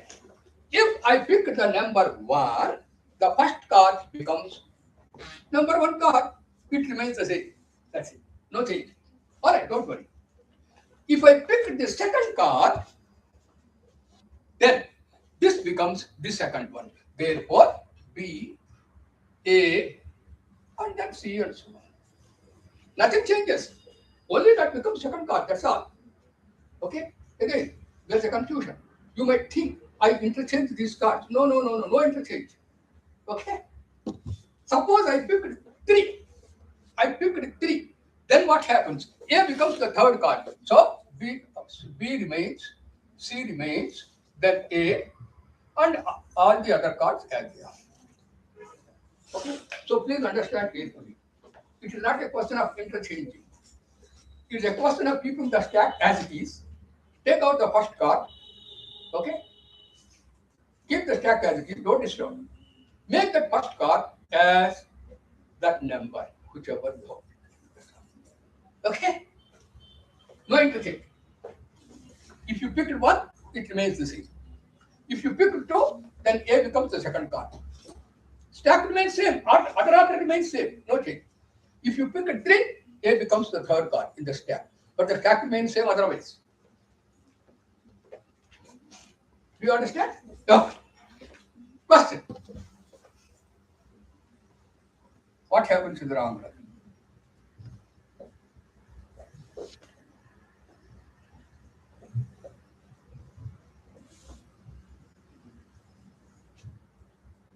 Okay. Now, again, you can give very simple answer. Anything can happen. That's the simplest answer. No, but not what I are giving. What is happening here? Earlier, in random walk and the previous example, the set where we are performing motion are integers. In the random walk, it is all integers. In the previous example, it is the numbers 0, 1, 2 up to 2000. In the present example, it is the set of all permutations.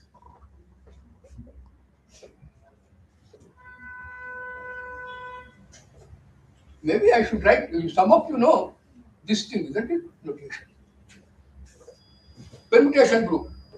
Do you remember the notation? If you don't remember, let us see. Sn is the set of all permutations on the set 1, 2, 3 up to n. Okay? Sn is the symmetric group on n points. That means the collection of all permutations of 1, 2, 3, n. So here we have the collection of all permutations of 1 to 52. Isn't it? So each position is a permutation of your 52 cards. So from one permutation of the cards, you have gone to another permutation. From this permutation, you have gone to other permutation. In other words, here the motion is happening among permutations. Okay? Yes, 52 is a huge group, factorial 52 elements. Okay? And what is the law of motion? If you have a permutation, phi 1, phi 2, phi n, then you will go to any of the 52 permutations obtained in this fashion. Okay? Suppose the cards are arranged as phi 1, phi 2, etc. I should not write phi 1, phi 2, but let us, that might confuse you. Okay? So,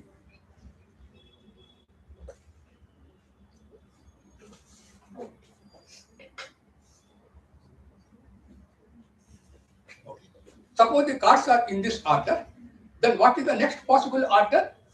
This is one order. 2, 1, 3, 4, 5, 52 is next other order. 2, 3, 1, 4, 5, another order. Depending on the number you have chosen. I want you to carefully understand. If your number chosen is 1, next order is safety. If your number chosen is 2, then the next order is 2 goes up, this comes in second place. Therefore, there are 52 possible places to which you can go. Even though there are factorial 52 possible places, life is very simple. From each position, you can go to 52 other positions. No more. Okay? What happens in the long run? Xn is my permutation after n exchanges. Okay? Xn is the position or the stack arrangement after n exchanges. If you take any permutation, probability Xn equal to any permutation, okay, sigma, converges to 1 by factorial. Okay? What happens in the long run? That's what happens.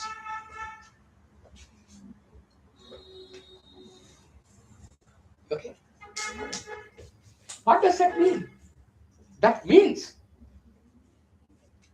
you are arranging the stack in random order. You know, when you play cards, you shuffle. What is the meaning of shuffle? Meaning of shuffle doesn't mean you do 3 times or 4 times or 5 times. The actual meaning of shuffle is make sure that the arrangement of the cards is random. What is meant by random? Any of the factorial 52 permutations are equally likely. That is what it is. Okay? If you do this one, then probability Xn takes a particular permutation converges to 1 by factorial. That means in the limit, all possible arrangements are equally likely. Okay. All possible arrangements of the 52 cards are equally likely. What is the importance of this one? Importance of this one is, if you want to pick up one arrangement at random, okay, instead of trying to shuffle like this, and then your partner or your opponent will shout, no, no, no, you have not shuffled thoroughly and so on, you can do this one a large number of times. Okay? Whenever in mathematics you say limit is this, that means if you do it a large number of times, you are pretty close to that. That is the concept of limit. Therefore, do it a large number of times. This is another example of Markov chain. Let me repeat here. What is the possible set on which we are moving the set of all factorial 52 permutations? How do we move from one permutation?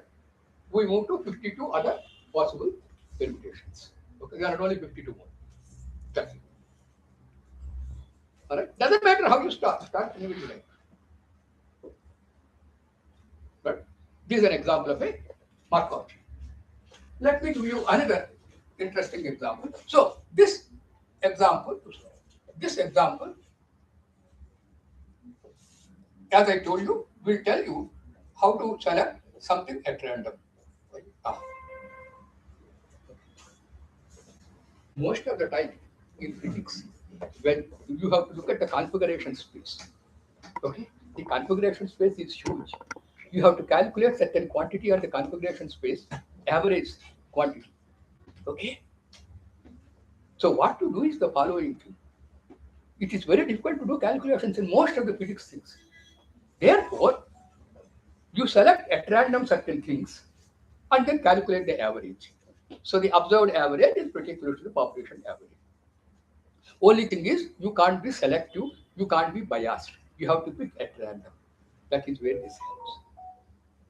Okay? So, this is an example of Markov chain. Let me give you another example. Okay. I have got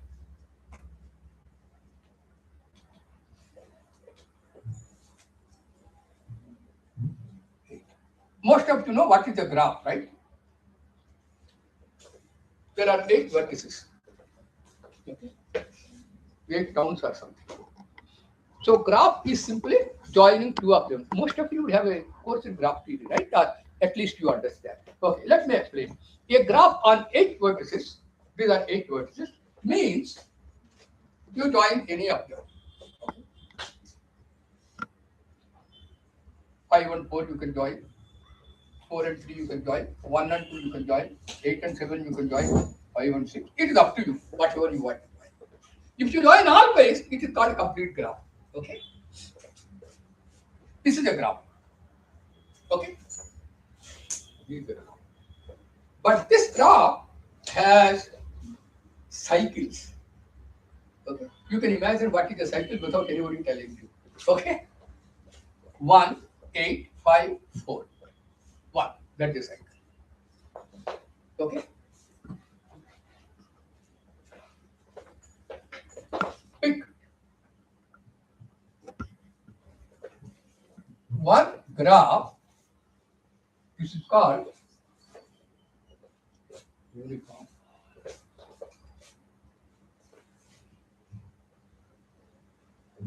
At random.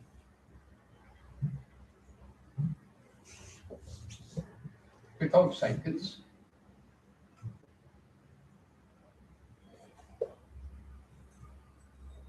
Connected. Okay. Since some of you are not seem to be comfortable with the graph theory, let me explain. So I have already told you what is a graph. We don't have to go to general definitions. We look at only these 8 villages. Exactly the same thing you can extrapolate if there are 100 villages. Okay. A graph is any connection. Okay. You have to join lines. Right? So 1 and 4 are connected, 8 and 5 are connected, 5 and 6 are connected. These are called edges of the graph. Okay. And if there is thing like this, it is called a cycle. Right? It is called connected if between any 2 vertices there is a path.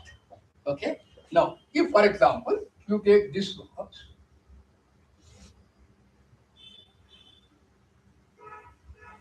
look at this graph.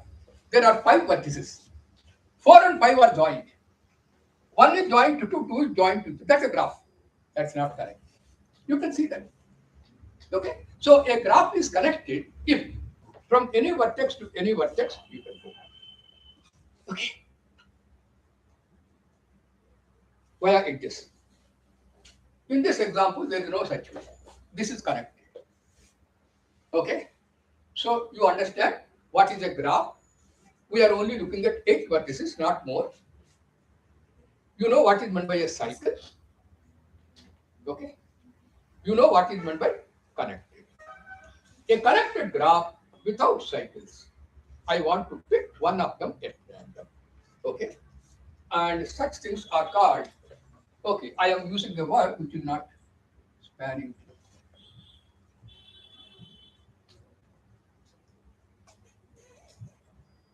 On complete graph.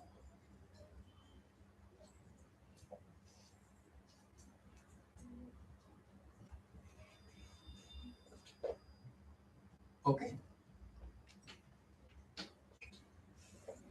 All right. That is called spanning tree on a complete graph. Okay. So this is called uniform spanning tree. The word uniform means I have picked one at random. Okay. Now, if you want to pick one at random, you should have a list of all the spanning trees. Select one at random. That's a very complicated thing. Okay. We don't have a complete list of all the spanning trees. We can count how many spanning trees are there, but it is a very cumbersome thing, huge number. Okay. Therefore, here is a procedure to get a spanning tree. Okay. I will now tell you how to get that spanning tree. Okay. Now, before I tell you that, you might be wondering, why is one interested in spanning trees and so on? If you are trying to connect villages, okay, for the sending digital packets and so on and so forth, you can connect all villages. Okay, one by one, but too many corrections. Okay, you don't want to have too many corrections, right? And in the network language, okay, if there is a cycle, they will call it a storm or something. Because if you send a packet from here to there, if there is a cycle here, this packet will go on in the cycle for quite some time before exiting and going there. Okay? Therefore, you should avoid cycles. Right? So this is, they have some technical name, I don't know anything. Okay? So that is why they look at that.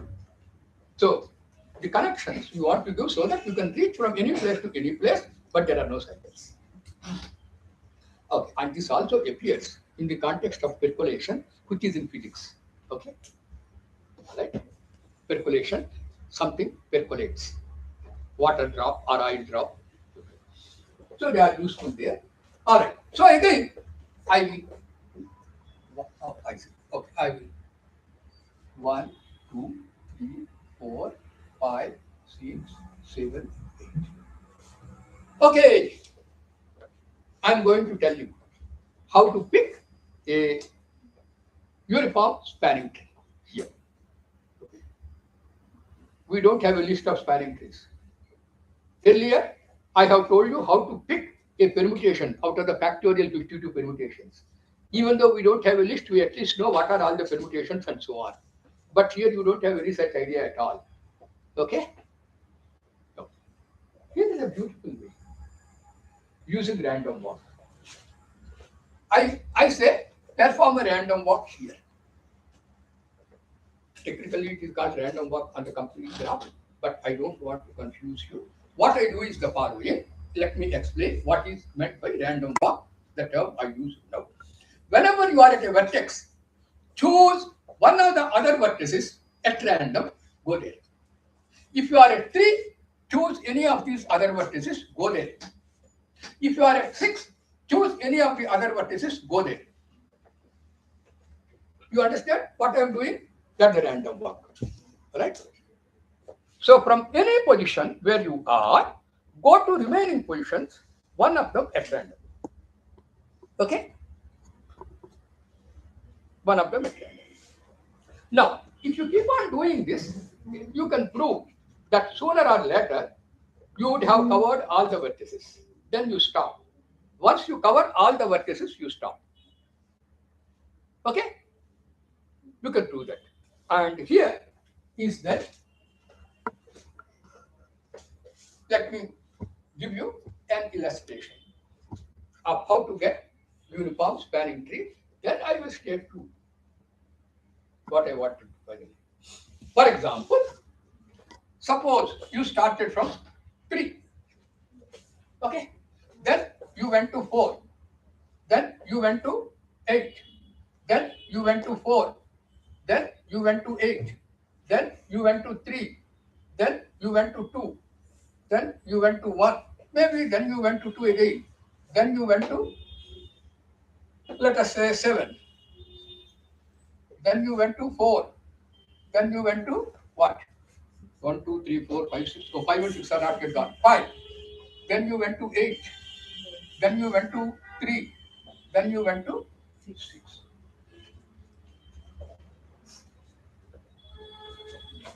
I told you to do something.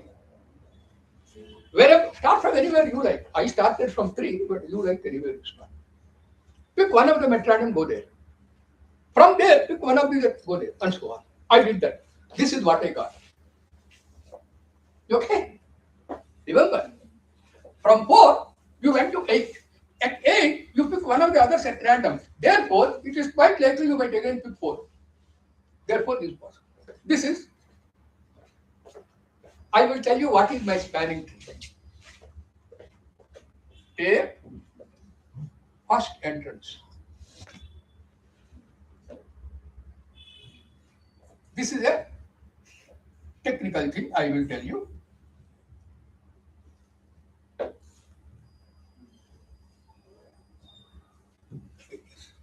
Okay, I will tell you what it means.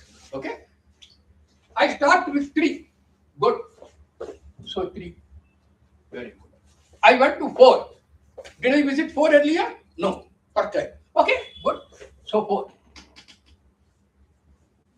All right. Then 8. Did I visit 8 earlier? No. First time. 8. Very good. Then 4. Did I visit 4 earlier? Yeah. Forget. 8. Did I visit 8 earlier? Yes, I did. Forget. 3. I have not visited. Oh, sorry. I have visited 3 also. Forget. 2. Did I visit earlier? No, I did not. Very good. 3, 2. Good.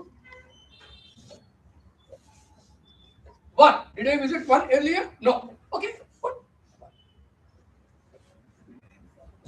Okay. Then 2. Did I visit 2? Yeah, I visited. Okay. 7. Did I visit 7 earlier? No, I did not. Therefore, 2, 7. Where is 2? 7. 4. Did I visit? Yeah, I visited 4. Forget about it. 5. Did I visit earlier? No. Therefore, 4 to 5. 8. Did I visit 8 earlier? Yes, I did. Forget. 3. Did I visit 3 earlier? Oh, no. Therefore, 8. Oh, 8 to 3. Okay. 6. Did I visit 6 earlier? No. Therefore, 2 to 6.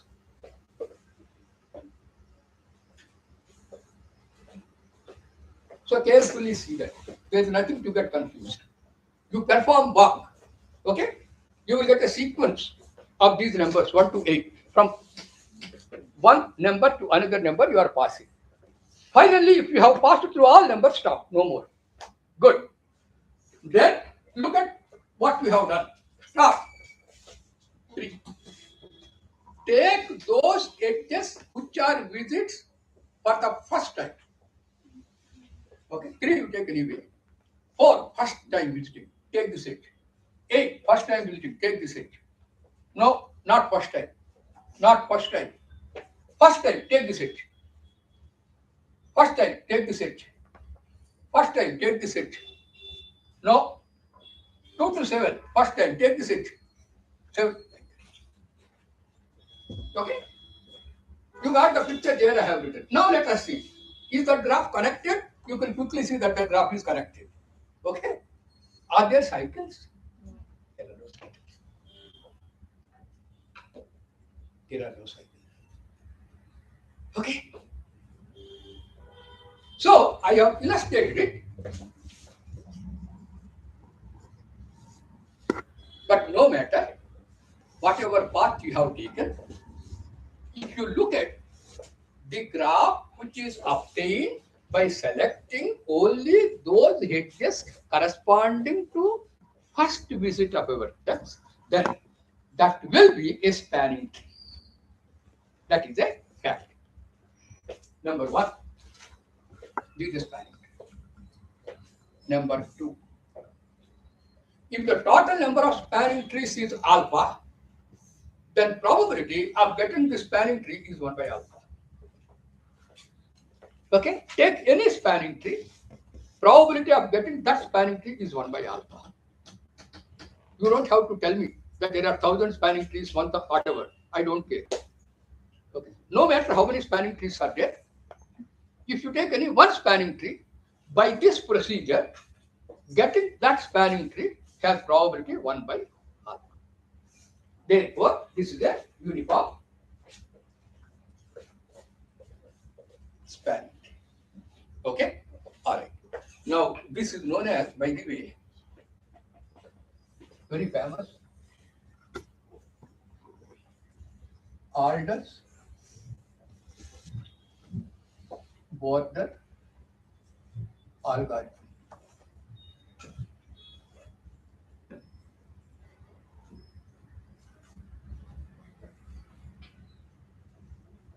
This is known as Alder's border algorithm. Okay, so when you read, you should not just go to the mathematics, but try to appreciate what is achieved. In the earlier example, we knew that there are factorial 52 permutations. Whether we can write them or not, we have an idea of all the permutations. We selected one at random. That was the algorithm. Here, we did not even know what are all the spanning trees? Okay? Even if you know that there are 100 spanning trees, you have to write them in an order, 1 to 100, and to select one of them. Nothing. Without knowing anything. Here is an algorithm that will help you select one spanning tree at random. Okay? So, this is a beautiful thing, extremely powerful. And now, what I do is the following thing. We are okay. I have given you 3 examples. Let me summarize for the 3 examples. A Markov chain means there is a set S, finite or countable. Okay? And for every I belonging to S, there is a probability Pij of Pij J belonging to S. I am taking finite or countable set. Okay? So what does that mean? Again, don't write simply the English letters Pij, they are meaningless. What it means is the following. If you take a point I in S, there is a probability on S. That means for every point in S, there is a non-negative number. They are at 1. That's all. Okay? So,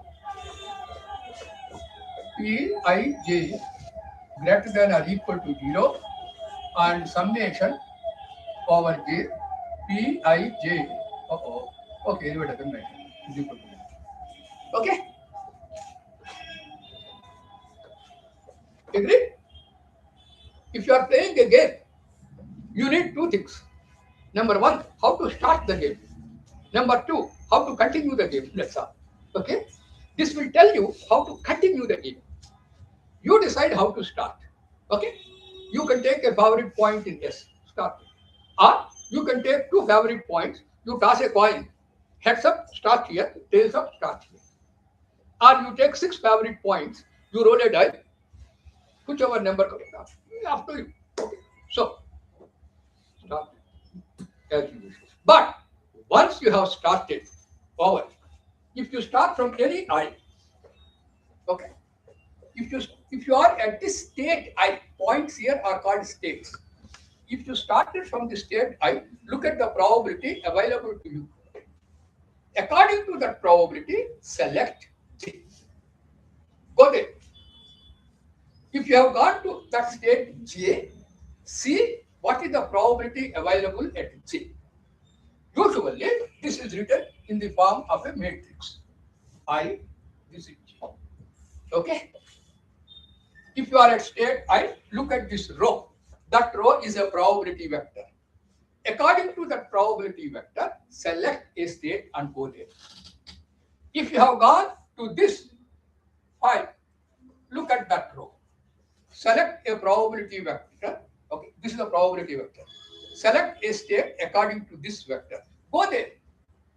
If you have gone to 8, look at this probability vector. This is called a Markov chain. Okay? And Markov was trying to understand what is known as law of large numbers in probability and so on. It was proved by various people, Kolmogorov, Kinchin, under the assumption of independent, etc. He wanted to know whether independence is needed. He arrived at the concept of Markov chains. Okay, he didn't want anything more than that. But unfortunately, or fortunately, that is ruling the whole world now. Okay, and Ehrenfest arrived at the model of Markov chains. Okay, and through justifying Boltzmann's theorems and explaining to the physics people who were unable to understand what Boltzmann did, who were criticizing him. Okay. Incidentally, Ehrenfest also committed suicide. Okay. At the end. Anyway, so this is called a Markov chain. Now, I said Markov chains are used in AI and so on. I am completely ignorant of all these computer things, AIs, etc. But however, you can imagine the following. Okay. You see, when you are applying this thing, in these cases, the matrix is given to you. But in AI and so on, the matrix is not given to you. Okay, I want to write an essay on cow. Let us say, okay, all the literature is available to this machine. It starts wherever that word cow appears. Okay, if I have to write something about cow in Bangalore, then it will look at that Bangalore. Okay, Bangalore cow, and then it looks at a sentence. It makes a sentence. Okay, cow is normally white. Okay, so after cow, it looks what are the words. Oh, is comes most probable. Puts is. Then it looks at what are all the words. There is a bank there for the machine. In that bank, it looks normally white or black. If by some chance it has got black, it will put black here. Okay? So it makes sentences. It makes sentences by putting one word after the other. You give the context. You see, it doesn't put at random. You give the context. You give certain constraints also. It compares what is the word that comes next in this context with these constraints. Push that word. It makes sentences. Okay. More advanced AIs will make one sentence of the other. Okay. Earlier one, they take one word after the other. So that is what they do. Okay. And somehow they completely succeed. And I will stop with just one more thing. Why? Probability is very so. Similarly, in machine learning, okay, you see many times, just as we learn, we can make the machine learn. Okay, so it will make mistakes. So you correct. You see, after all, whenever you do something, you have certain inputs. Okay, certain parameters. So you keep on changing the parameters so that they suit to what you are doing. Okay, this is what essentially in machine learning and so-called large language models, AI, all those things. However, it is not as simple. I don't know anything about those. Okay, we have to train the machine. That is where a lot of work goes on. But everything is probability. Okay, I will stop in a couple of minutes. Madam said I should stop at 4:45, and I have written something here. I will just mention that. Aha.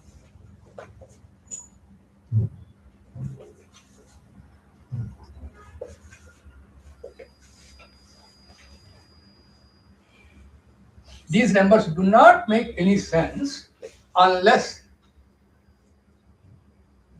I explain to you what the hell it is.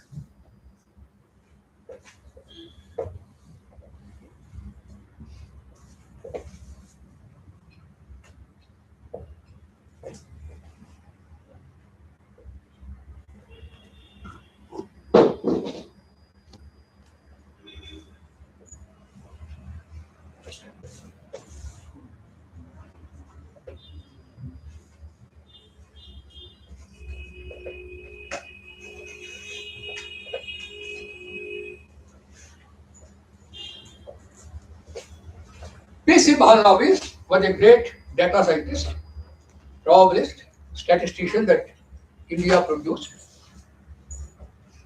He set up complete statistical system in the country. In fact, there was a time when people said that no country in the world, developed, underdeveloped, or overdeveloped, has as much data about its people as India. But of course, now we have destroyed everything. Our present government has destroyed everything. I will tell you, before independence, they were planning to find out, estimate, okay, the jute crop in bales. Mahalanobis said, I will do it by random sampling. Everybody laughed at him. No, we have to do complete survey. So Mahalanobis, with 700 people, with a 8 lakh rupees budget, gave this estimate. Okay? And the government did complete survey. They used 33,000 people, 82 lakhs of rupees. They estimated 6,304. base production. What is the actual? 7,500. Okay. So you see, and not only that, Mahalanobis was a great data analyst. For example, when Mahanadi River, they were having floods and so on and so forth, and engineers were suggesting that various things, you have to increase the base of various things. He said, no, you have to build a dam. That is what they did. And also in Calcutta, he did several surveys like that. Okay. He was the first one to use statistical. He set up the statistical system. Okay. He set up 5-year plans and so on and so forth. You see, after all, when we became independent, it is a democracy. It is not a Russian system where you will have a planning at the central level. But using democracy, within democracy, planning centrally is something that is achieved in India. Nobody expected, neither the Americans nor the Russians, for us to succeed. We did. Okay. And he set up the Indian Statistical Institute. All right. So I brought this up only to tell you that sometimes random sampling works better than complete enumeration. You see, we are liable to make mistakes, but randomness never makes mistakes. Okay. If it is +1 now, it will be -1 there. Even so. Okay, I will stop here, but yeah, I will take 2 more minutes. So somebody asked me about the IKS and relation to probability. Yeah, you asked me. Yeah, you see, the reason I did not want to say the following thing. Nowadays, government is going too much in IKS, okay, but that is only to divert our attention. Okay, there is absolutely nothing. Okay, now India is great; it has done great of things and so on. Now, the reason I don't like this kind of thing is the following. You see many people talking about Gomutra and so on. Everybody discusses whether it is good or bad. Everybody is this side or that side. Did you ever see any idiot talking about cows are eating a lot of plastic? What shall we do about it? Which is more important? Whether our drinking Gomutra is more important or making sure that cows don't eat the. Nobody does that. Okay? And similarly, we say about partition horrors. UGC also gives circulars. Okay? To observe partition horrors. But right now, lots of lynchings and various things go on. Okay, terrorizing people, etc., etc. Is anybody talking about that? Which is more important now for us? That one or taking care of our present? You see, we should be very proud of our past. I agree. That's it. But we should now look at our presence. That is why. And coming back to your question, yes, in Mahabharata, Shakuni plays, but there is no probability there. It is simply sleight of hand. And there is another place in Nala Damayanti story, statistics comes into picture. There's an estimate of the number of reefs and so on. There is something there. These are the only things. Otherwise, I don't know anything. Okay? So, yeah. Thank you all very much. If you have any questions, you ask me.